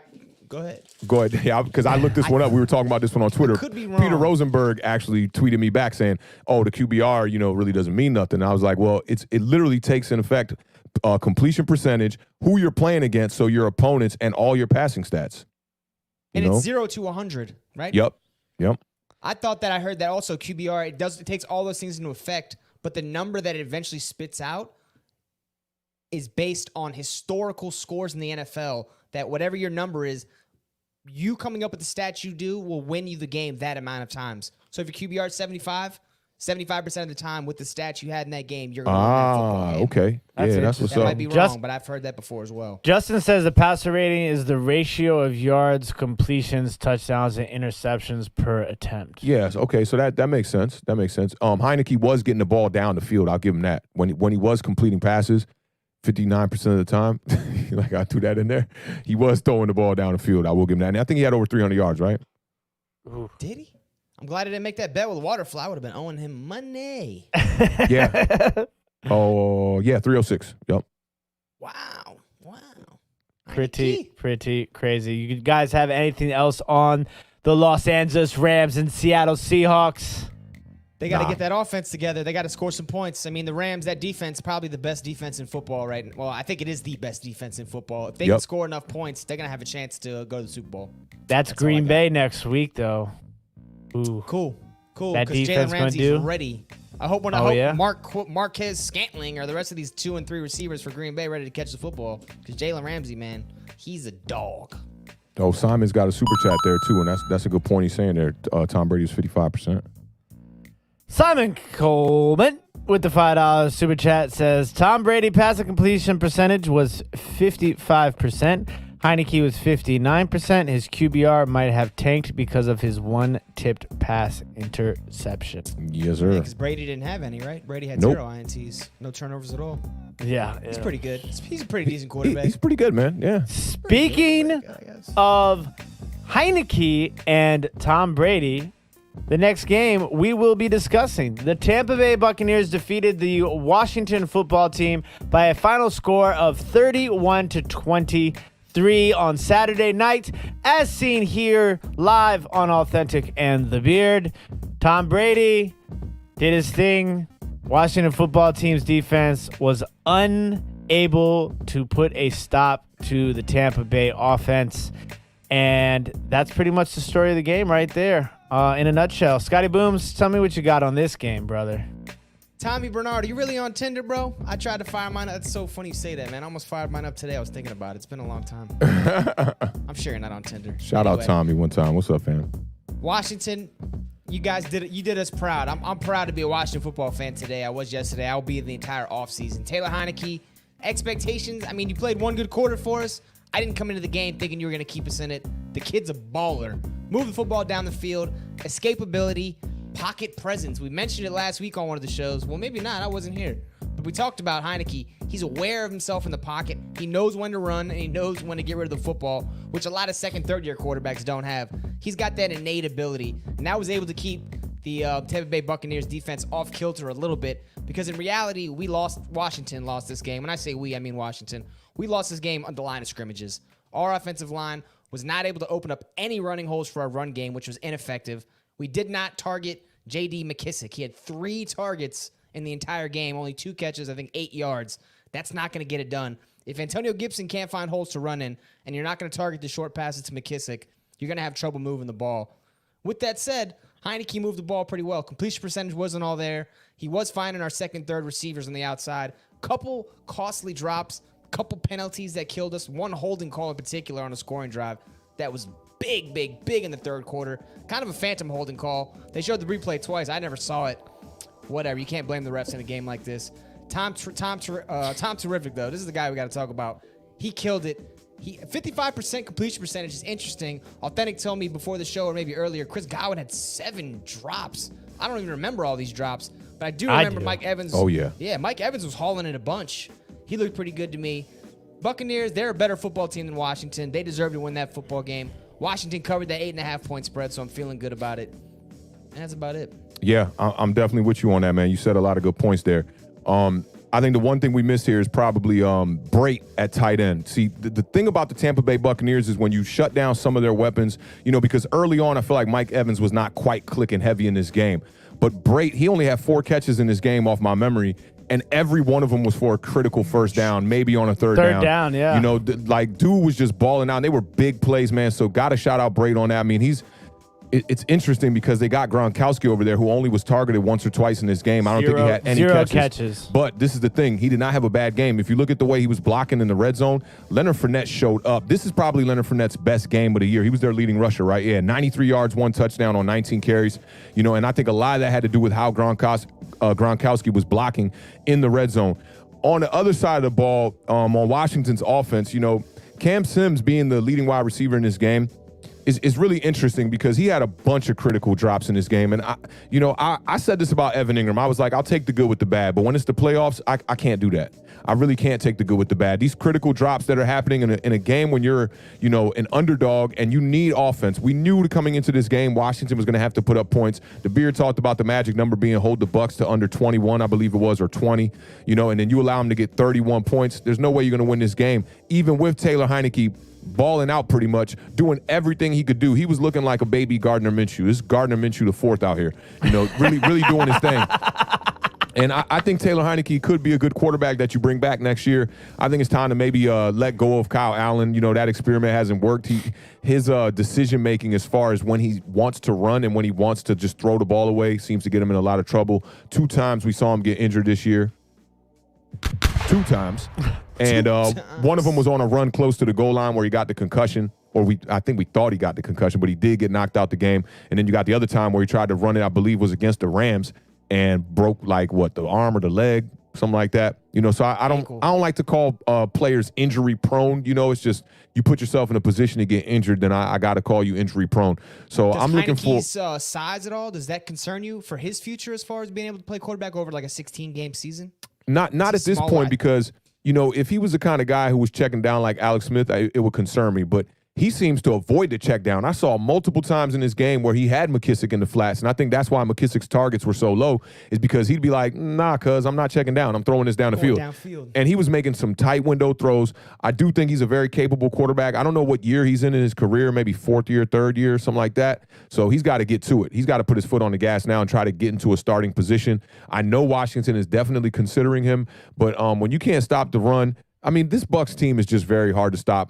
Antonio Brown out here. He's so many weapons. He's probably one of the most underrated guys in the league right now. I think people forgot he was the number one guy in the league during that whole Odell Beckham run, Amari Cooper in Oakland run, Julio Jones. A lot of people used to say Julio Jones is probably the number one wide receiver in the league, but Antonio Brown was that guy for a while. Still has the wheels, still has the speed. He makes the cuts. And then you got Mike Evans over there on the other side. It's just like, this is just a recipe for a defense's disaster for real. I even like Scotty Miller. The one catch that Scotty Miller got in this game was a critical catch, big play down the field. This Bucs offense is going to be hard to stop. I mean, I know a lot of people are going to be picking the Saints because they got the Saints in the next round. A lot of people are going to be picking the Saints against them, but I'm going to assess this for the next couple of days, but I'm definitely leaning towards the Bucs here, man. This offense is very high-powered, and this is the other thing. You usually don't see Tom Brady get a little uncomfortable in the pocket, right? And granted, there weren't a lot of sacks in this game. I want to say he was 3 sacks. He was sacked, yeah. So 3 times for 16 yards. Like, he looked uncomfortable in the first quarter to me, though. He looked like he was looking down at the line a little bit, not just being the normal Tom Brady we're used to that just steps dead up in the middle of the pocket and throws balls down the field, and Washington put the pressure on him. But I don't think there's going to be another defensive front that can do what Washington did here. And I think that's why this game managed to be a little bit closer than it should have been, because in the first half, Washington was doing a good job, taming Tom Brady and this offense. Second half, they kind of wore down, and got to credit Bruce Arians here to go back to the run. The Beard was asking, where's Ronald Jones? Where's Ronald Jones? Couldn't find out he was hurt in this game. But they really relied on Leonard Fournette in this game. They tried a couple other running backs. Keyshawn Vaughn. They tried Keyshawn Vaughn. He had that big fumble that kept y'all in the game, and they put him on the bench. You didn't see him again. And I feel like there was one more running back they were giving the ball to. It wasn't LaShawn McCoy. It wasn't McCoy. I want to say it was like some with an H. I'm not familiar with the player. But, yeah, relying on Leonard Fournette, I mean, that really got them the W. And the coaching, it kind of reminds me of like when you see something going wrong early, you got to adjust fast. I'm going to get to it in the Pittsburgh Steelers game, but I will commend Mike Tomlin. He just said, they're killing us right now. We're down by so many points. Let's try to make plays. He literally was going engage 8, like the Beard likes to say, on every play. And he forced the Browns to throw the ball in that game, because I know everybody who's watching that game was like, why didn't I run the clock out? Why didn't I run the clock out? And that's why. He was doing run blitzes where he was just shutting them down. So I got to commend Bruce Arians in this game. On the other side of the coin here with Ron Rivera, I feel like he didn't really adjust in this game when the running game wasn't clicking early. He still tried to commit to it. And I think at some point you got to figure it out. This is the playoffs. You only got one shot. Don't miss your chance to blow. Especially the way Heineke was hitting the open guys. He made football look easy. I mean, he wasn't making throws in tiny little holes. Like, he was hitting the open guy, going through his progressions. Our offensive line, as bad as they were at run blocking, Washington's offensive line did pass block fairly well. Heineke was under a little bit of pressure, but them blocking and his escapability combined for time. And with that time, he was able to move the ball down the field. But, man, what was our yards per carry? Like 2, maybe? It was awful. I don't think Antonio Gibson was 100%. I just don't. He got nicked up in the first quarter. What's that? He got nicked up in the first quarter. I saw. Yeah, you saw that one run where he hit outside and it looked like he was, you know what I'm saying? He tried to hit a little bit of an acceleration and then he just kind of like he get to a point and he just went right out of bounds. Like he wasn't 100% to begin with, and then something happened along the way also, and I think that definitely hurt them. I just, the J.D. McKissick situation too. It's like I feel like, if you realize at that point that Gibson's not going to give it to you, because Gibson was out there trying. He was trying to find a way. You could see he was frustrated. There was no way for him to find a rhythm because of the injury and because of the pressure, the angles, and it just wasn't all there. And even though this Washington offensive line did some good pass blocking on the day, the run blocking was not there. The holes weren't there. It's not like he was missing holes and not hitting holes hard. He was trying. He just had nothing. And kind of reminds me of like what the Ravens did to your boy Derrick Henry there. I mean, I don't think Derrick Henry was banged up. We got to just credit this Tampa Bay Buccaneers defense for stopping the run. And that's why Heineke had those open receivers downfield, because Tampa Bay was intent. You're not going to be able to run the football at all against us. Heineke's going to have to make plays all day long. And while he did make some, he couldn't make them all. that's the one thing I'm really worried about with the Bucs going in against the Saints, because you're not going to be able to do that. Drew Brees going to tear you up. If you try to just stop Kamara in the running game and try to bring people up, he going to slice you up. And you saw it with Taylor Heineke in this game. When he was completing passes, it's not like these were like the tightest of tightest windows. There were times when Cam Sims was just dead open on a post corner, no one within 5 yards, secondary just getting sliced up all day. And it's tough when you're putting 8 people in the box like that trying to stop the run. You know, you going man-to-man pretty much, and that's not a good recipe for this Bucs secondary. And Tampa Bay's offensive line, you got to give them credit too. Their 2 tackles are really good. Yeah. And it not necessarily just – also, you have to put a little bit on Chase Young and Montez Sweat. I think their – I don't know the proper word to say this, but their youth kind of came to light, like their inexperience. Because – you know, I heard this interesting story about how a lot of these DNs, you know, when they come into the league, they're relying so much on their natural athletic ability and their quickness, right? So a lot of them are always hitting the outside to get to the quarterback. And it's after that first year that they realize that they have to acquire different techniques in order to get to the quarterback. And I know at one point, I think they both know it. They know it. They know that they're not bull rushers. They hit the edge, and that's not good when you got 2 guys like that. When you got one like that, you can operate. But when you got 2 guys trying to hit the edge every time, your interior guys got to be a serious force, you know, to be able to make sacks come up the middle. But, you know, in this game, you saw it. I saw one time where Montez Sweat, he was getting a little pressure off the edge, and Tom Brady ain't even flinch. His right tackle just locked him up. They were probably within like 4 or 5 inches from Tom Brady and couldn't do nothing. He just stayed in the pocket, delivered the ball down the field, got a completion for a first down. And Awthentik brought that up to me, too, about how Chase Young is going to have to kind of try and figure out how to be a bull rush. But also, you know, the other techniques with, you know, going under, swim techniques, you know, a little bit of some spin in there, like Dwight Freeney. Mm-hmm. You know, these sort of DNs, they evolved over time. And I just think that definitely showed in this game. It wasn't that they necessarily had a bad game. They just were out techniqued, and the matchup was just not right there for them. So that was definitely a little bit disappointing because, like I said, if we had to hold Tampa Bay to 20 or under. We hold them to 20 or under, we win a game. Yeah, that's right. It's been a long time since someone put up 31 against us. I'll tell you that. It's been 3 months, something like that. So that was Detroit. Detroit was the last team. Yep. I see Cookie Monster in the chat saying Heineke is better than Daniel Jones, right? And how many quarters you say he played so far? 5 quarters. He's only played 5 quarters. All you got to do is go back and look at the Tampa Bay Buck game, which was Daniel Jones' first game, and you know that that's a better quarterback. So we gotta ignore that. Sebastian put a really good one. He said Heineke's not the future for Washington. He's not a great quarterback, but he's good enough to play a couple games. If your starter goes down, he'd be a great backup. I 100% agree with that. His size to me is an issue. That's a big issue. Because but when you can maneuver in the pocket like that, though, man, like he had times where all 4 defenders from the front were literally circling him, and he would just be like, whoop, whoop, whoop, whoop, whoop, out of here and make a completion. So, you know, I just need a bigger sample size from Heineke. That's really what it is. And he's a gamer, you know. Like let's be honest. Like he dislocated his AC joint on the touchdown run, and then he played the whole 4th quarter. That's a trooper. But like I said when we started this show, I'm not ready to, you know, give this guy a contract and bring him in as our starting quarterback. I mean, he'll probably get a deal. He'll probably give him a contract and let him compete. Yeah, you give him a 1 year you know what you got to deal. commend about him? Dude was sitting on a bench on a team that had 3 quarterbacks ahead of him, and when he got his opportunity, he was completely prepared. And he's only been here for like 3 or 4 weeks. Didn't make Dwayne Haskins look very good when he came in that first time. I'll tell you what. Yeah, it was polar opposite.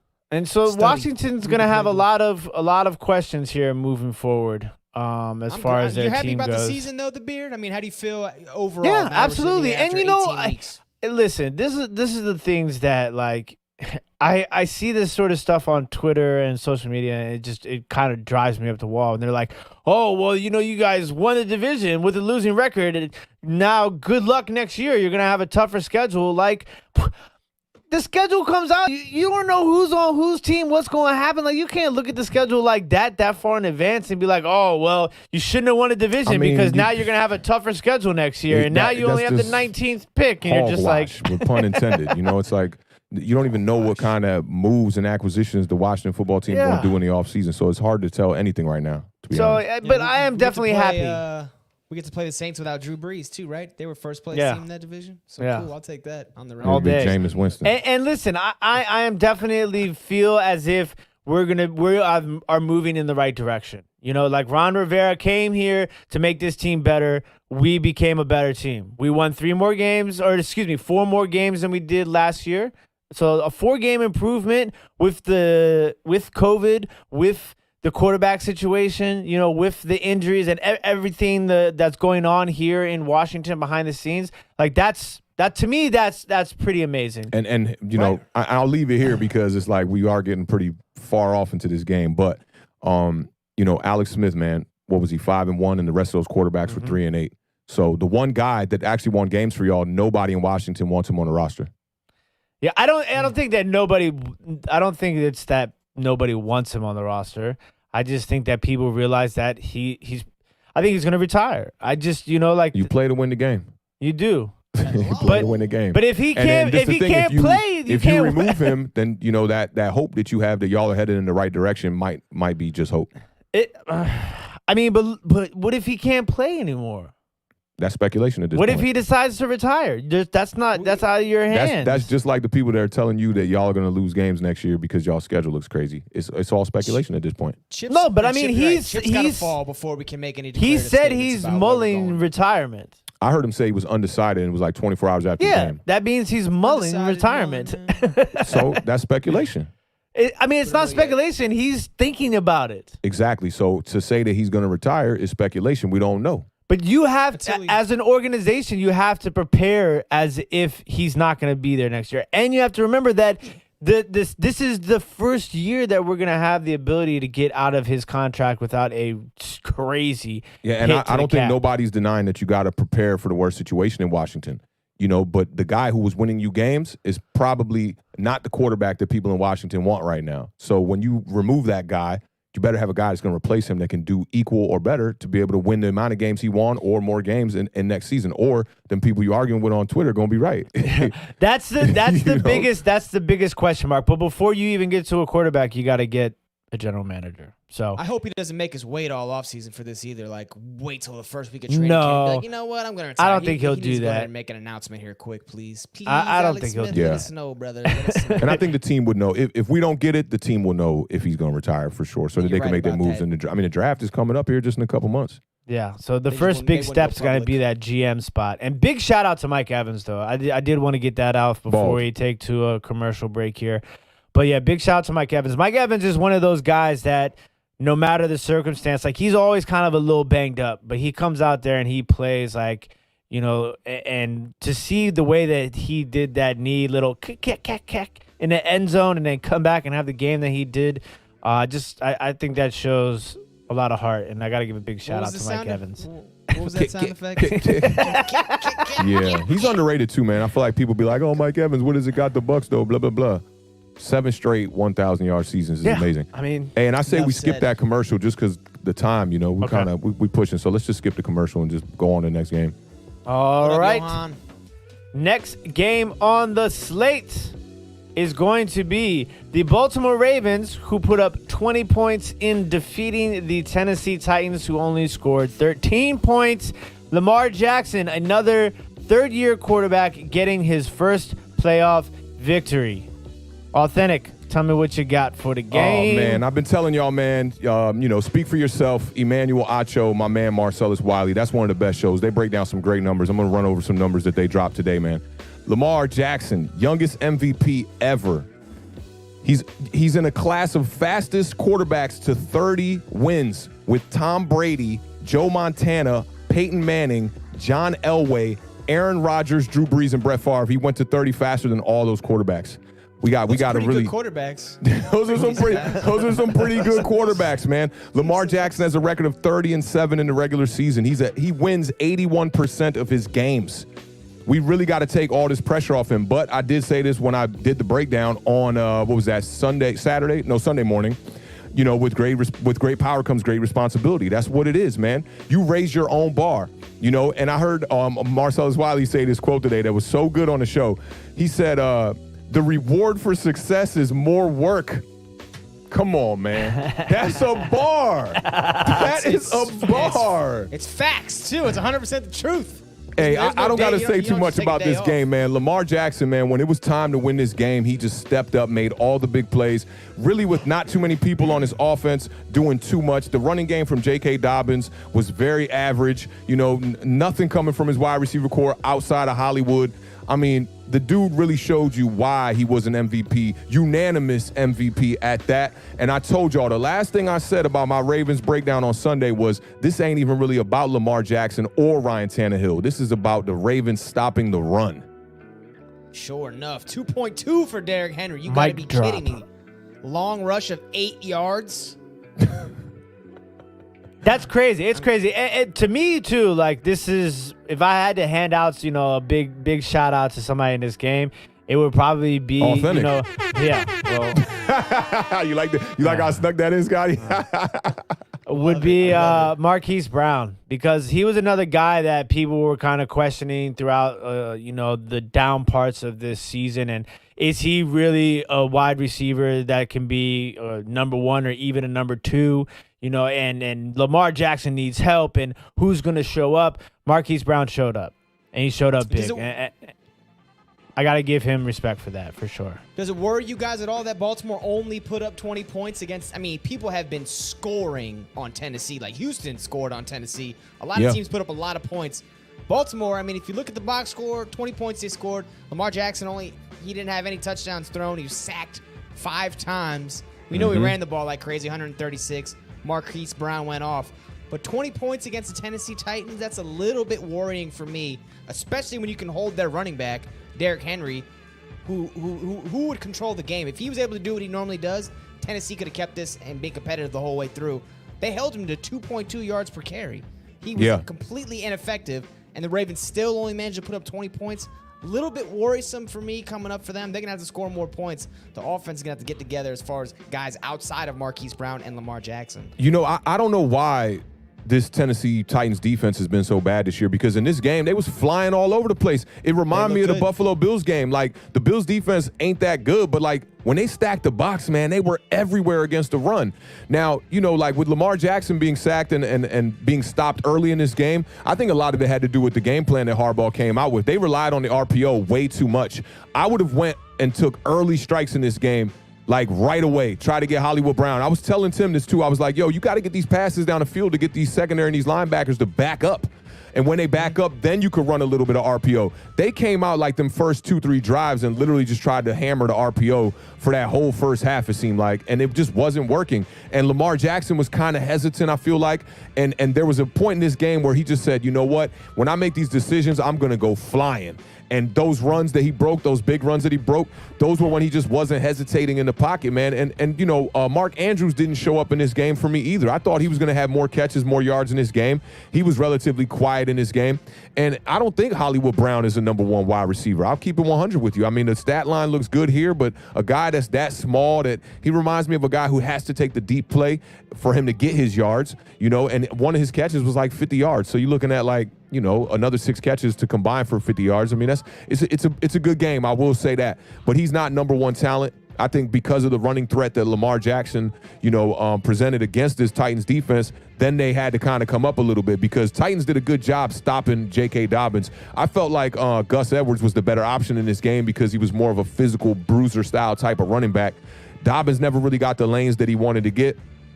And, you know, the Titans were ineffective on third down. I think that was another reason that they lost this game, 4 of 12 on third down. You know I love them third down stats. And when you're not running the ball, it makes Ryan Tannehill look like a very average quarterback. And I presented the points about that. You know, Ryan Tannehill coming into this game, his stats were out of this world. I want to say it was 33 touchdowns, 7 interceptions on the year, you know. But when you got a guy like Derrick Henry just balling the way he is, and this is what I talked about with the playoff games that he had last year. 2 wins. The wins were against the Ravens and against the Patriots. Patriots in the first round. The 2 games there, he was 7 of 14 and 8 of 15.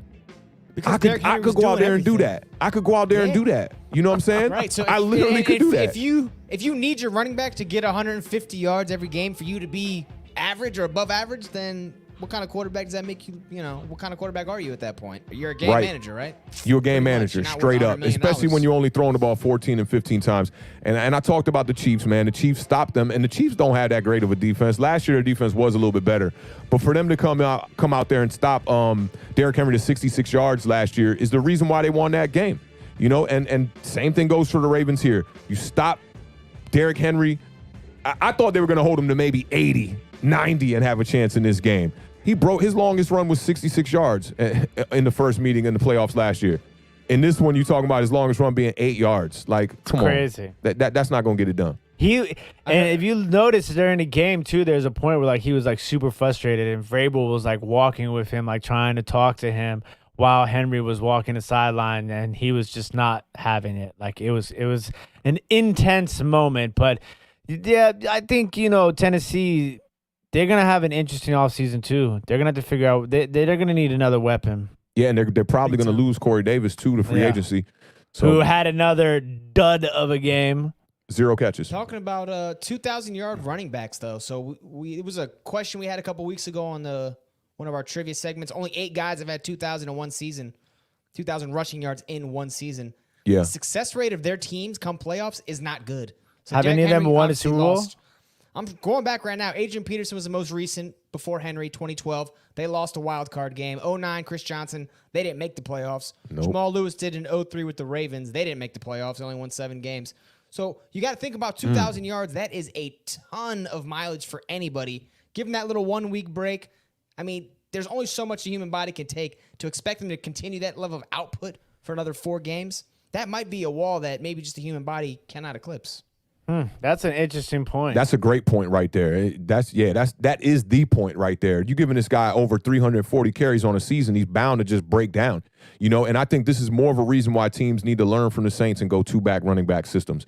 You know, everybody wants this perennial 1 running back, right? You know, it looks good on paper and it looks good for fantasy. And I think fantasy football has kind of inflated that. But you need 2 running backs. And especially now that we're going to this 17-game season next year, for quarterbacks that aren't durable, for running backs that aren't durable, you're going to have to bring in another guy.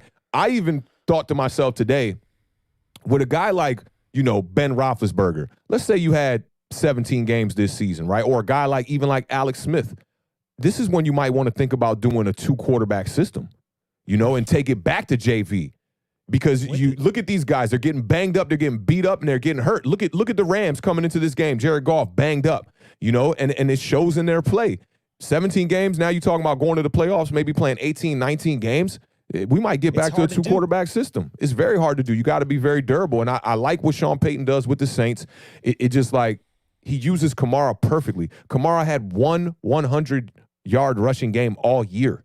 He has never eclipsed 1,000 yards ever, and the Saints are always on fire. The Saints should be in the Super Bowl twice in the past 3 years, but they got these bogus plays that happen to them and these bogus calls from the refs, but they're using Kamara the proper way. And when they had Mark Ingram, I really thought they were using him the proper way. It's thunder and lightning, man. They learned it from, you know, guys like Brandon Jacobs and my man Amon Bradshaw. It was the perfect duo, and it actually got us a Super Bowl ring. The Titans are probably one of the last, if not the only team that is a heavily 1 running back team. Yeah, the Bears were forced to do it this year because Tariq Cohen went down early in the season. You know, there's probably just a couple of them out there. The Giants were trying to be that. It's not sustainable. I mean, it just makes you more one-dimensional on offense, and that's why the Ravens, they had Ingram last year ball out. They drafted J.K. Dobbins in like the 2nd round this year.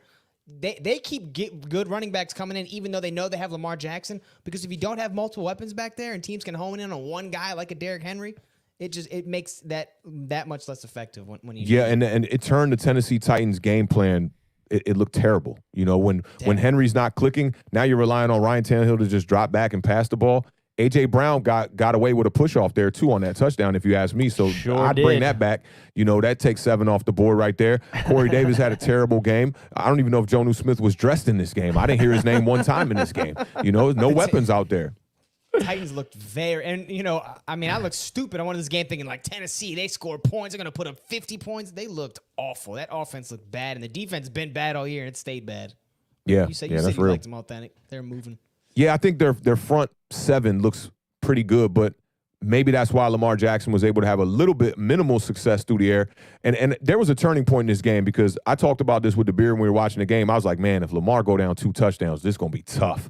And the Ravens ended up holding the Titans to a field goal on that second possession to make it 10-3.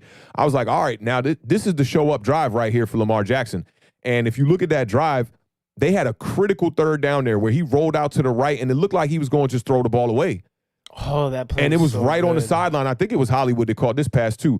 Just a dart on the run. Like, he looked like he put all his leg work and his strength into this throw, but he was really, it reminded me when RG3 twisted and broke his ankle to the inside. You remember how RG3 tried to plant and throw it?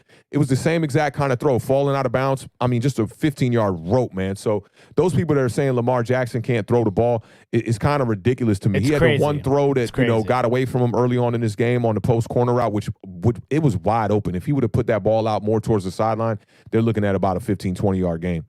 Yeah, there's definitely some Lamar Jackson haters out there that are going to say he can't throw the ball, he's not accurate. It's the style of play, man. I remember them saying this with Mike Vick, and I think it really shifted Mike Vick's career and kind of, before the puppies, it ruined a bit of his career because Mike Vick was starting to learn trying to be a pocket passer.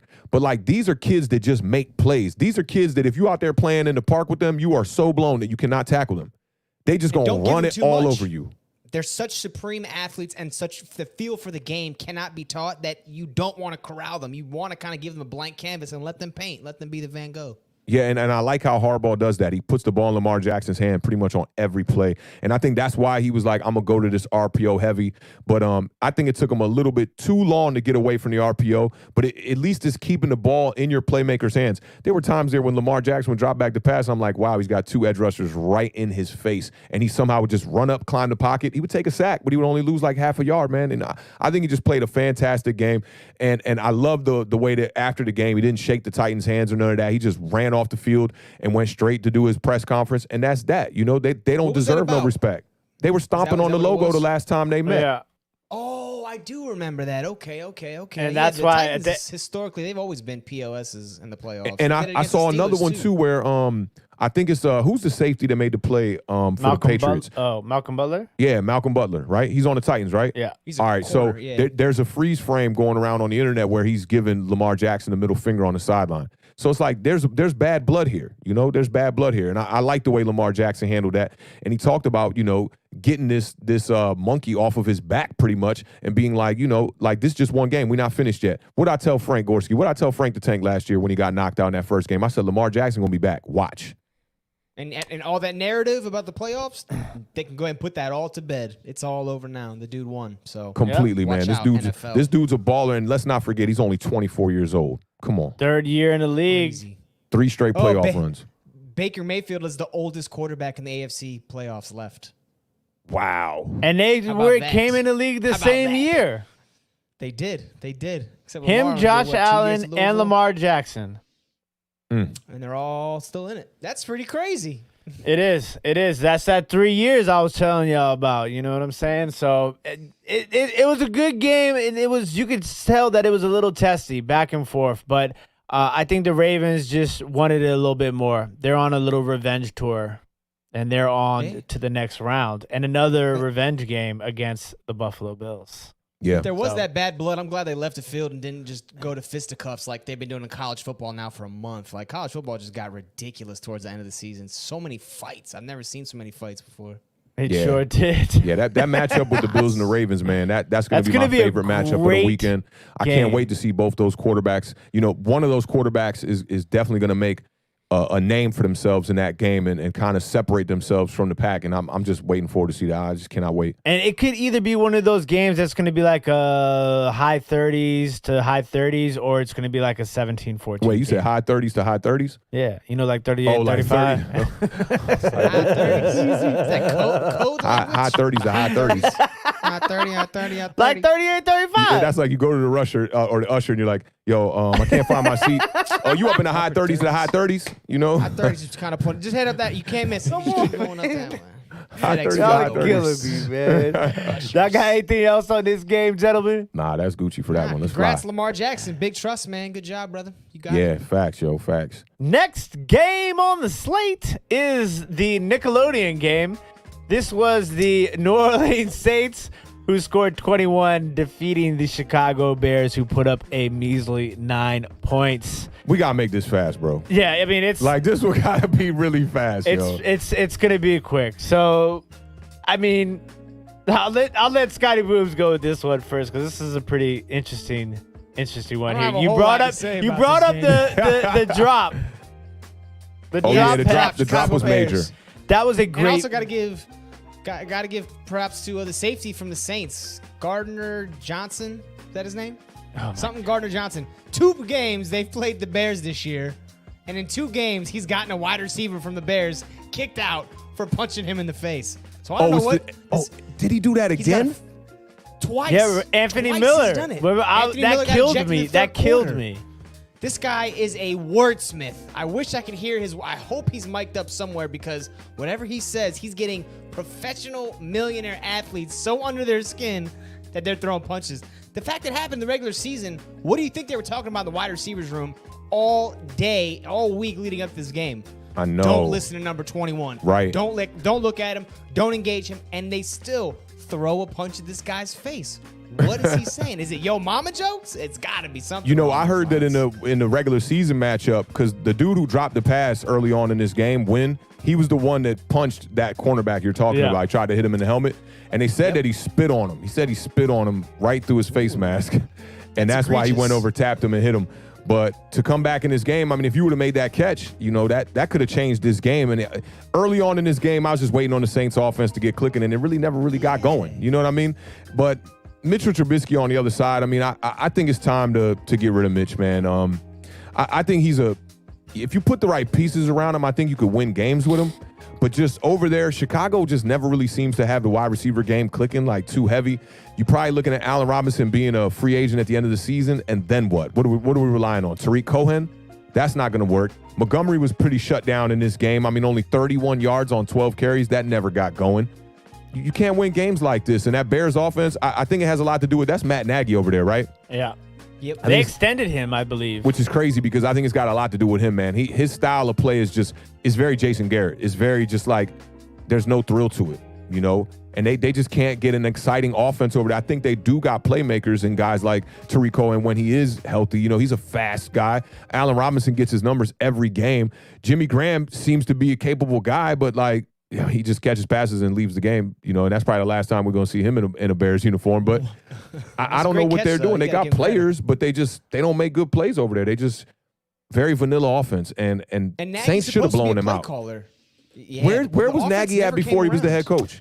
That's a good question. I should know that, but I can't remember right now, and it's going to kill me. It's going to kill me. The Bears have been the same for a long time. It's just so boring. Like, you could date this all the way back to Rex Grossman. I mean, they've been the same. Like, they try to rely on the run so heavy, and if the running game ain't working for them, their offense ain't working. When Mitchell Trubisky was trying to drop back and pass and get them back in this game, I'm just looking at the offense like, what is comeback routes? I'm just like, what is this? Like, shoot the ball down the field, man. Try something here. And they did, and the dude dropped it. Look, I don't care what anybody says. He didn't even drop it. It went right through his hands. I mean, that right there killed everything for Chicago. Kid blew back in the building one time. I'm sure Wims comes back to the huddle and Trubisky's like, "You're not going to get a lot of those from me." That's one you're going to have to catch. Like, I don't. And that was the one time they ran like a trick play. You know, that was a flea flicker that got him open like that. Yeah. Yep. You know, some kind of fake reverse. Beautiful play. Oh, man, design perfect. And then Matt Nagy's like, well, we just wasted one. And dude's running back to the huddle. They put the camera right on him, and he knew the camera was on him. He's just like looking like, oh, man, I just messed up all the way so up. big. They're like, man, that's a playoff game. I might be done. My career might be over. And I thought it was early on enough where they could have bounced back from it. You know, like the whole run with the Chicago Bears getting back into the playoffs, you know, they had 4 straight wins, and then they lost that last game to the Green Bay Averaging Packers. 31 points per game. Yeah, and a lot of that was from David Montgomery. He was just having great games. And I remember we went back and we looked last show, we went back and we looked at all his games. You were talking about how he had 5 straight games with a touchdown. He had 8 of 9 games with no touchdown leading up to that, you know? So I think it was a bit of smoke and mirrors. They played some trashy competition, man. I forget who it was. Lions was definitely a part of that. I forget the other teams that the Bears ran up against, but it was a bunch of bums. I'll keep it 100. And then when they saw the Packers. Big difference. Yeah, big difference when they saw the Packers. You guys worried at all about the Saints scoring points? 21 points. I mean, Bears defense is better than the Tennessee defense. But like we just talked about with the Ravens, you guys concerned at all with the Saints offense?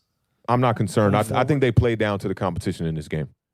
Gotcha. Yeah, and Michael Thomas, Kamara, and Breeze on the field again for the first time, all three of them in God knows how long for an entire game. So it was probably good for them to get this game in against competition like the Bears before they have to go and try and beat Tampa Bay for a third time this year. That's they more had almost reason 400 total yards. There was 7-3 at halftime. New Orleans was up. I was like, this is a game Chicago could win because they love those gritty, grimy games and that low scoring. But Saints pulled it out. You got to give them credit. And Taysom Hill really left one out there. Like, there was a play, I want to say, in the third quarter, man. They did like some trick play. It might have been a flea flicker, too. Oh, I remember. He dropped, let me think. Was it a flea flicker? I can't remember, but, man, there was a post route. I mean, this post route was wide open for like 5 steps. And Taysom Hill's just looking, trying to load up that throw. And then he didn't get sacked, but he got hit when he threw it, and the ball didn't make it down the field. And it's just like, yo, if you get that easy touchdown right there, maybe the score looks a little bit more like what it should have looked like for the Saints. But, I mean, just an average game from the Saints, you know. But Kamara's still doing his thing. I always say, man, Kamara's the X factor on that offense. When you utilize a hybrid running back the way that Sean Payton does, it's a recipe for wins, man. And big shout out to Harris. Out of nowhere, had a crazy game. Yeah, he had a big game. He was everywhere. Every time you looked up, he was catching a ball. I think he ended up with 59 yards after catch, 59 yak yards. That's nice. That's huge. So he's like 7 catches for 83 yards during the game. And that's what'll happen when you got a guy like Michael Thomas on the field. Mm-hmm.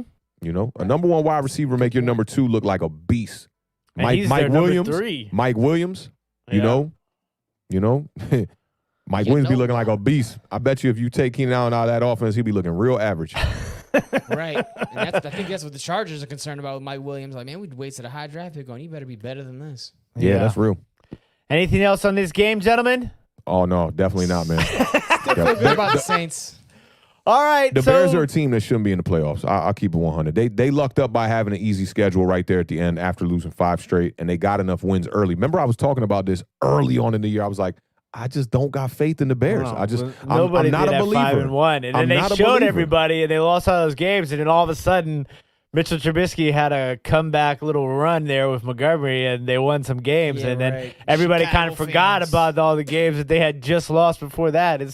That was a weird season for them. Yeah, that was strange. The Bears. So the next game is the one Awthentik really wants to talk about. It is the Cleveland-Pittsburgh game. The Cleveland Browns shock the world except for us here. They didn't really shock us. They won 48-37 against the Pittsburgh Steelers. It was a interesting game out the gate. First play of the game, the Marquis Brown snaps the ball over Roethlisberger's head, and it's 7-0. Next thing you know, by the end of the first quarter, it's 28 for the Gray Faces and 0 for the Steelers. You guys know how the rest of that game went. We'll let Scotty Boomz get his out the way first, and then the prophet, the predictor, Awthentik, will go next. The Prophet, I like that. What? Hey, you call them the Gray Faces? Is that a nickname for the Browns? That's what Juju called them, the Gray Faces. Oh, okay. He said, when I look at the Browns, all I see is gray faces. They're the same old Browns team I play every year. And that's why they got their butt kicked. I saw Baker running off the field. He said, same old Browns, same old Browns. Letting them know, like, yeah, how about them? But nah, man, big shout out. Hey, our boy Dwayne. I don't see Dwayne in the chat tonight, but I know, longtime Cleveland fan. Shout out to the Browns. Get that victory. I'm not going to take credit for it. Here at the podcast, as a group, we'll take credit for it, but we can throw it over to Awthentik. He's got to take credit for it. He said the Steelers were smoke and mirrors. The defense, they lost a middle linebacker. They lost the D-end, Bud Dupree. It really affected them. They have not been the same team. They've legitimately played one good quarter of football their last 6 weeks. They played the second half great against the Colts. Other than that, though, they've looked terrible.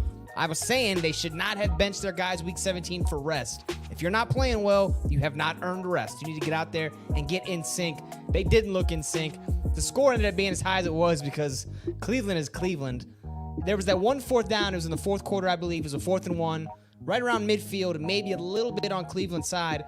Pittsburgh called timeout, punted the ball. That's the big one everyone's been talking about. At that point, They could call that a giveaway. Mike Tomlin absolutely should have gone for that 4th down. I was texting somebody saying he's got to go for this 4th down. He doesn't. He punts it away. 5 plays later, Cleveland scores a touchdown. It ended up getting closer than that differential, but that really, in my mind, was the end of the game. Authentic, man, I want to hear your thoughts. Yeah, man. So, this was a crazy game for the Browns because they got out to that crazy 28-0 lead right off the bat. You spot them 28 points. The first snap of the game goes over his head, and you're looking at 2 bozos not trying to fall on the football. Like Ben Roethlisberger, man, that looked pitiful, him trying to fall on the football. And James Conner's like, do I fall on it or are you falling on it? I don't want to fall. I don't want to fall on you. You don't want to fall on me. Like, are we going to get hurt? Touchdown that quickly, right? That cannot happen in a game. And just imagine you on the Browns defense. Just imagine. And you like, yo, let's get y'all pumped up, and then bam, that happens on the first play of the game. And you walking off like, oh, well. Hype. Super hype. Great. You know that is your day. Sun, clouds, part. You like, yeah, this is going to be our day. Even then, I think they're playing the dome. I'm not even sure. But, I'll tell you what, it did get scary. The game did get a little scary there in the third quarter. And I was texting with Dwayne throughout this whole game. And I thought it reminded me of the Patriots in Atlanta in the Super Bowl because it was like, too much passing from the Browns.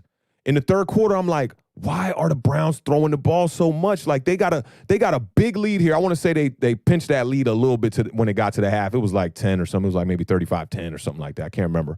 But I'm looking at this Pittsburgh Steelers offense like, okay, they selling out on the run. They saying, we know we can't run the ball today. We're going to throw this ball as much as we can.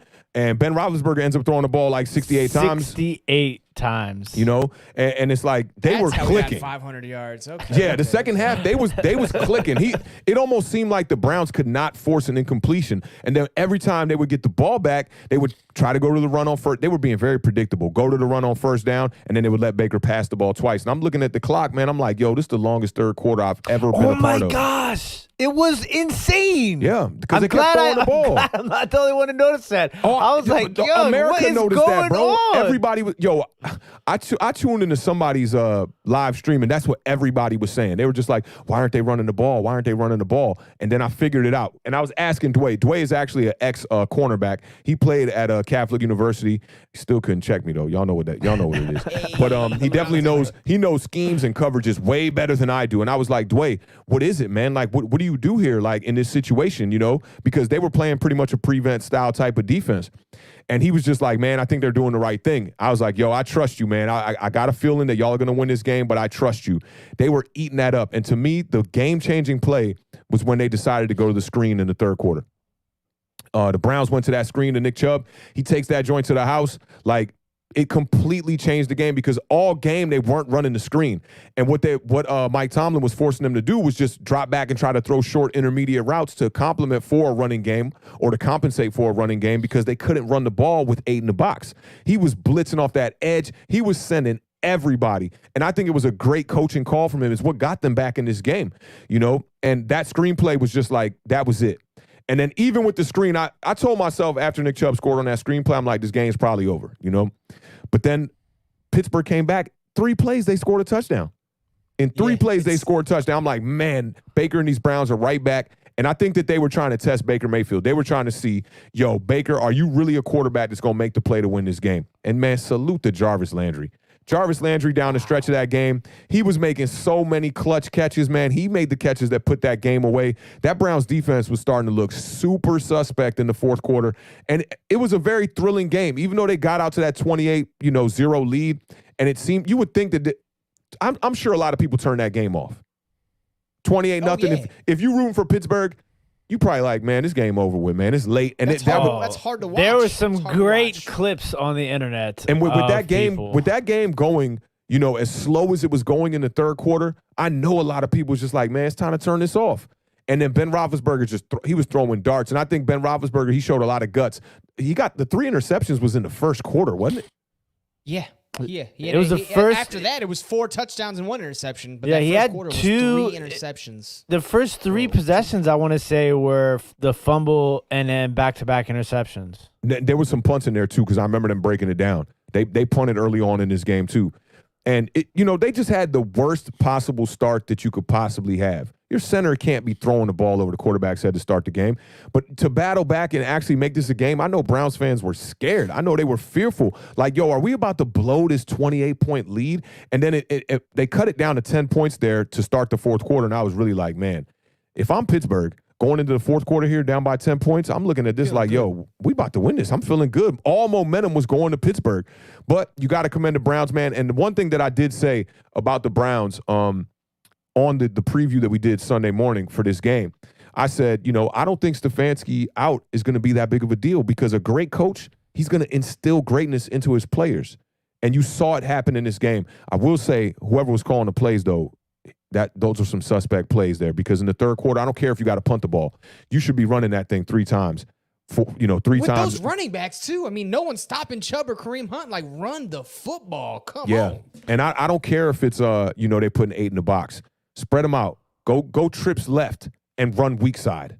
Single back, run weak side. I got schemes that I could have ran against that he didn't even try in this game. They literally tried I formation runs. They tried jumbo sets where they were very tight trying to run the ball, and it was ineffective in the third quarter and in the fourth quarter. And then they just said, you know what, we're going to give up on it. Pittsburgh selling out on that blitz. But, man, we got to commend Baker Mayfield, man. Baker Mayfield did his thing in this game, put the team on his back. I don't think he had any turnovers in the game. No interceptions, right? Nope. 3 touchdowns, 263 yards, 21 of 34. Those are great numbers, especially when they were literally just straight selling out on the blitz. And Baker Mayfield was just standing in that pocket taking big hits. No sacks. No sacks taken either. He didn't take a sack in this game? Wow. I got no sacks on this one. Impressive.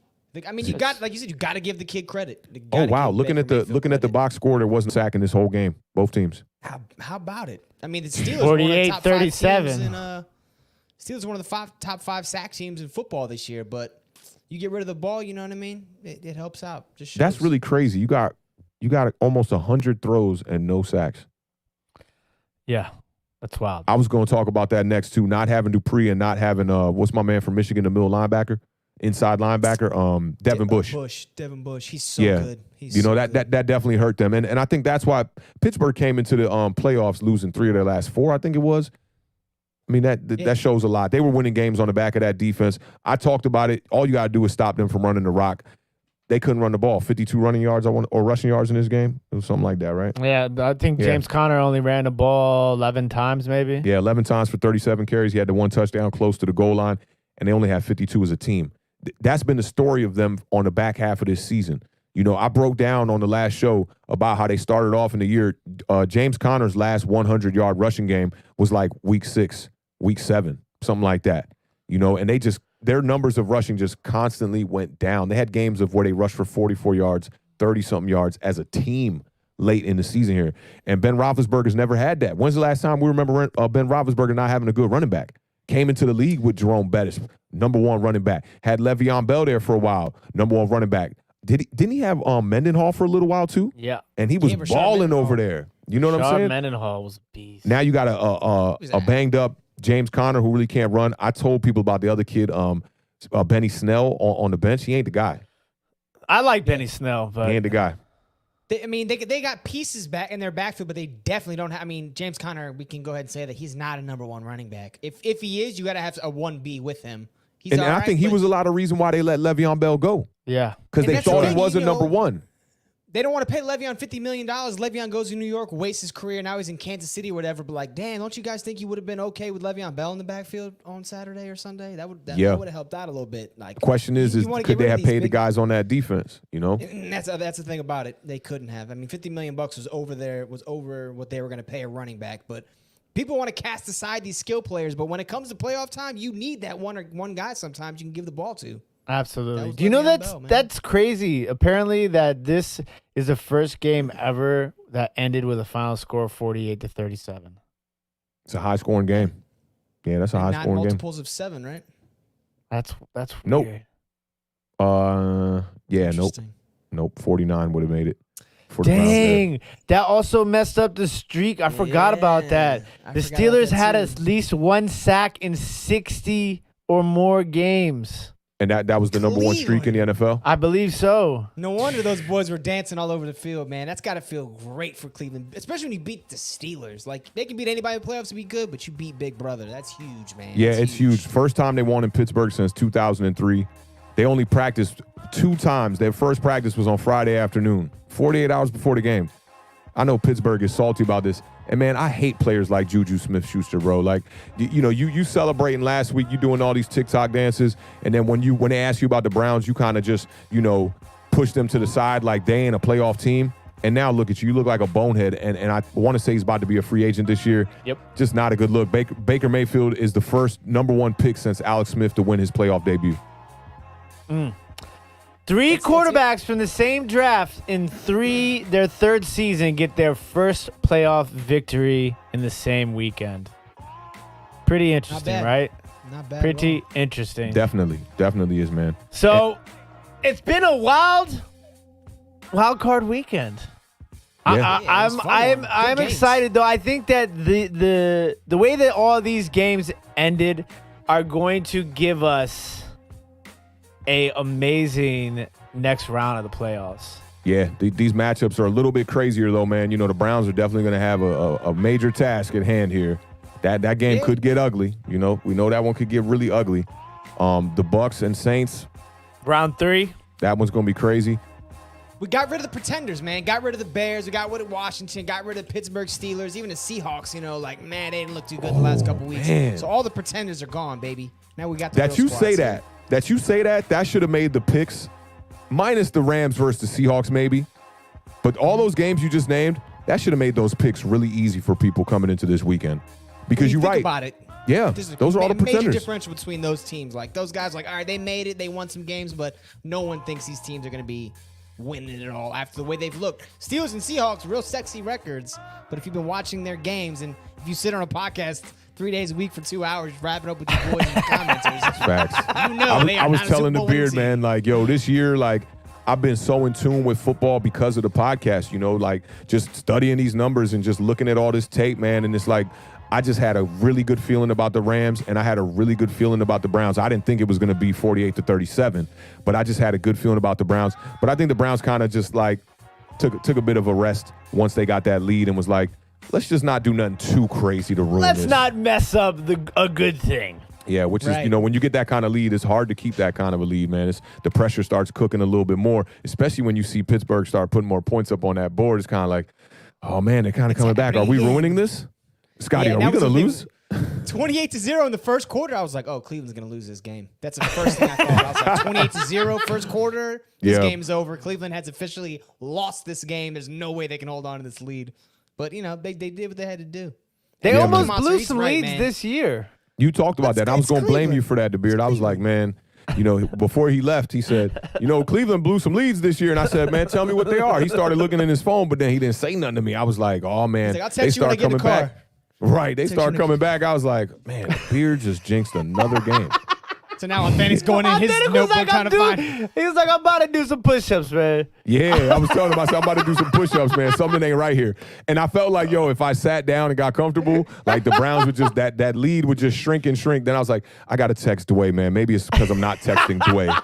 So I texted Dwayne, and me and him were going back and forth. I was just wrapping him up, and I sent him a bunch of messages, man. I was telling him congratulations, man, because I love seeing the homies get those playoff wins like that, especially one like this, man. 18 years, 2003, they hadn't beat the Steelers at home. I mean, it's just fantastic to see the Browns kind of get off that hump. And Baker Mayfield talked about it in his press conference. He was like, a lot of that losing culture that was happening in the Browns, man, I don't even remember it. I was so young, I don't even remember it. So I'm here to just change that narrative, and I'm going to be the quarterback from now on that changes the culture here, and we're building something different here. And I think they are, man. That Browns team really came around, and I think now if they do decide to bring Odell Beckham back, they'll know how to use him. It's like, just because you got a weapon over there like that don't mean you always got to go to the weapon. And that offense could potentially be more dangerous than an offense like Kansas City. I think Stefanski is the kind of coach, he has the pedigree as an offensive coordinator to call the right kind of plays. And now I think this year was a valuable learning lesson of granted, we got all these weapons, but we don't got to get cute. We don't got to try to get too crazy and be always throwing the ball to Odell Beckham. The first year, Odell Beckham over there, he got 1,000 yards in 12 games, which I always talk about that stat about when he left New York, that his stats seem to be similar. and Fisk is always talking about that too. But you got to look at it like he put up the same numbers that he put up from New York in 12 games with the Browns. But that was because they were over-targeting him. The targets were really high in 12 games. He eclipsed like 130 targets, I want to say it was, or 120 targets. And now I think Stefanski's going to realize it's a valuable learning lesson. Like if Odell Beckham comes back, he doesn't have to be that guy getting all those stats and all those numbers. He was doing that on a Giants team that didn't have weapons. This team has an identity, and they have weapons. The identity is Nick Chubb and Kareem Hunt. And we didn't say much about Kareem Hunt, who had a fantastic Great game. And we Got talked you. about that, too, beforehand. We were like, the Browns need to use Kareem Hunt again because they hadn't been really using him as much as they were previously earlier in the year. I know a lot of that was because Nick Chubb was out, but still there was a more of a balance between the two of them. So I was really glad to see them incorporate more Kareem Hunt, both in the run game and in the pass game. So it was definitely worth it. And the kid Higgins, I always get him mixed up with T. Higgins. Rashard Higgins, too many drops in this game. Way too many drops in this game. Definitely didn't like his play. And I think that, that's more reasoning for getting a guy like Odell Beckham back, like a guy who is not going to drop that many passes in the game because he was looking kind of like Chris Godwin. And I think that's another reason for the Bucs too, man. Like Chris Godwin's a free agent, I think, this year. You might not want to re-sign that guy. And the thing that, for me with the Browns, Baker Mayfield, maturation this year. Everyone was saying he's a rollout guy. It's got to be play action or bootleg or he's not going to be able to throw it down the football field. That was the narrative, even up to week 9 and 10 when they were like 6-3, 6-4. Baker Mayfield said you can stick that narrative up your where. The kid's been balling out of control. Where the sun don't shine. Him having that confidence in himself that he can take it from under center, take it out of shotgun, hand the ball off, do all those things. When Odell does get back in the fold, you can kind of temper that down because that was Eli was great at with Odell Beckham was like, I know you're the best. You know you're the best. Everybody knows you're the best. Let me lead this football team. And he would always keep Odell in that little lane where Odell would be the best receiver in football. And I think Baker, now that he's mature enough, he can also do that with Odell. Yeah, and you talk about the growth and the maturation of a guy like Baker Mayfield, and we got to shout out all those 3 quarterbacks from that draft. They've all grown this year. With Lamar Jackson, he did a fantastic job. I don't know if y'all remember when he first came in as a rookie. He was about as skinny as me. He bulked up, put on the weight, second year came back. He seems like now in his third year, he's really got a grip for this playbook. He's in command of this offense. You look at him in the huddle, he's instilling confidence in the players around him. Baker Mayfield's doing the same exact thing. It reminds me of Baker Mayfield back when he was in college because when I saw Baker Mayfield coming out of college, I was like, that dude is a winner. That's what you want on your team. You want guys who, when it really gets tough, they step up and they make plays. And Baker Mayfield did that in this game. Lamar Jackson did it in his game with his legs. I mean, just crazy. And Josh Allen made the plays for his team. Without Josh Allen, the Buffalo Bills wouldn't even be here in the second round. Absolutely. Is that the last game, The Beard? That's the last one, right? That was the last game. Yeah. I knew we had to fly, man. I looked up. It was like 8:15. We was at game 2. I was like, oh, we got to get to it. We definitely got to get to it. Yeah, it's easy to kind of like when you look at the playoffs, it's a big deal. So but I enjoyed it. I know these gentlemen did too. And like I said, I'm stoked. I am stoked to dig a little bit into these games for these upcoming matchups. So. Hey, y'all make sure y'all tune in on Thursday, man. I've been on fire. I'm telling you. Not only with the picks, but the reasonings of why these teams are going to win these games. And I'm going to definitely look at this. I'm going to go back to the drawing board again, and I'm going to take that point you made, Scotty, about we knew who the pretenders were. Because I ain't going to front. I didn't really look at that when I was doing my game picks last week. I didn't really look at it like, the Bears kind of coming into the playoffs as a pretender. Washington kind of snuck in at 7-9, And I think now I've really got to look at that. I'm going to save these picks, man. But that Baltimore Ravens versus that Buffalo Bills game, to me, that's the game of the week. We might have to make a little drive down to Cap One. And I was gonna say, let's put the money where the talent is, The Beard, man. You take it down there. That game is in Baltimore? No. So Gambit. You're talking about the gambling. That's where we can go place bets. Nah, I'm keeping my money. Man, you could be sitting pretty right now. If you had bet every game, just $100 on every game, I know. We'd be balling. The way this pandemic Jones, set up, baby. man, and these super chats, I gotta keep all the money I get. Straight up. Yeah, But so that Ravens tonight, game, is it in Buffalo? Yes. Ravens game's in Buffalo. Okay. I wish that was here. That would have been cool. Cold. It's gonna be cold And they in get Buffalo fans under the up snow. there. Yeah, that's gonna be a fun one. Do they? You're not stopping Bills Mafia, man. They're gonna pull a Capital and rush that thing if they don't let them in. They're gonna be there. But I'll do some trivia questions for Thursday since you guys seem like you're really all about the trivia. I'll make sure I get some in there to squeeze in when we do our preview on Thursday for you folks out there. That's what's up. So Thursday we're gonna have four games. 4 games. And then is there Saturday football this week too? Yep. 2 games on Saturday, 2 games on Sunday. Okay, so is that the plan? Do we want to focus on 2 games on Thursday and do a parlay with 2 games, or how y'all want to do that? I'm into that. That sounds like a good idea, actually. Why not? Yeah, that's kind of how we did it this past week. It'll be like a parlay preview split on Sunday because parlay with 2 games. It'll be like a preview. Yeah, we'll lean towards that, yo. Make sure y'all hit us up on Twitter, man, if y'all feeling a little bit indifferent about that. Thinking about maybe doing 2 games Thursday, then doing 2 games Sunday, so we can kind of split this up and really focus in on these games. So we got a lot of time to break them down. I want to break down that Bills Ravens game. I want to dig deep into those numbers, man. And make sure I know y'all saw the retweets of the takes from last week. Retweet them joints. Retweet them things. I'm telling them joints was spot on, yo. That Ravens take got to stop the run, and that's what they did. Lamar Jackson's stats were actually worse in this game than they were in the game last year in the playoffs against the Titans, but he came out with the victory. That's what's most important. And the only stat that really matters at the end of the day, W is the beard, man. Send him off right tonight. Shout out to everybody who tuned in tonight on Facebook, Twitch, Periscope, and of course YouTube. We appreciate the love and the support. Shout out to all the moderators that are holding us down in the chat. Facts. Thank you guys for hitting all the thumbs up. Thank you guys for all the super chats. We really do appreciate it. We hope you guys enjoyed another episode of Awthentik and The Beard. And we're looking forward to Thursday night. It's going to be a fun one, ladies and gentlemen. So I'm going to kick it over to my fellas. To my left. Hey, man, not too much to say, man. This was like one of the best first rounds of the playoffs that I can remember in recent history, man. I had a blast, and I feel like I'm more invested with the podcast. We appreciate y'all pulling up, man. You know, Awthentik and The Beard, my man Spiffy Boomz, left side. Strong side. You know what it is, man. You got to give me a little bit more side. Strong side. That's what's up, man. But definitely appreciate y'all tuning in again, man. Let's chop it up on Twitter, man, this week. Y'all know what it is, man. We're going to be talking that good stuff on Twitter, man. So check me out at Awthentik. Let me give y'all the ads one more time before we end the show. For those of y'all that might be a new viewer to the show one time, these are the Instagrams and Twitters. Tim Walker Water has a little 2 at the end of his. Let's get that 2 in the right place right there. There's my name. Yeah, man. So make sure y'all definitely check us out, man, on Twitter and whatnot, man. We're going to be talking it up this week. And I saw Bark Nasty talking about we're going to have our number 1 wide receiver. That's big facts. Giants Nation in the building one time, man. We appreciate y'all, yo.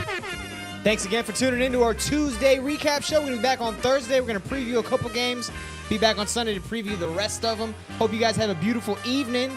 This is a fantastic beat. I'm about to dance when I hang out here. Have a beautiful night. We'll see you guys on Thursday. Best division in football. Night. Peace. And good luck.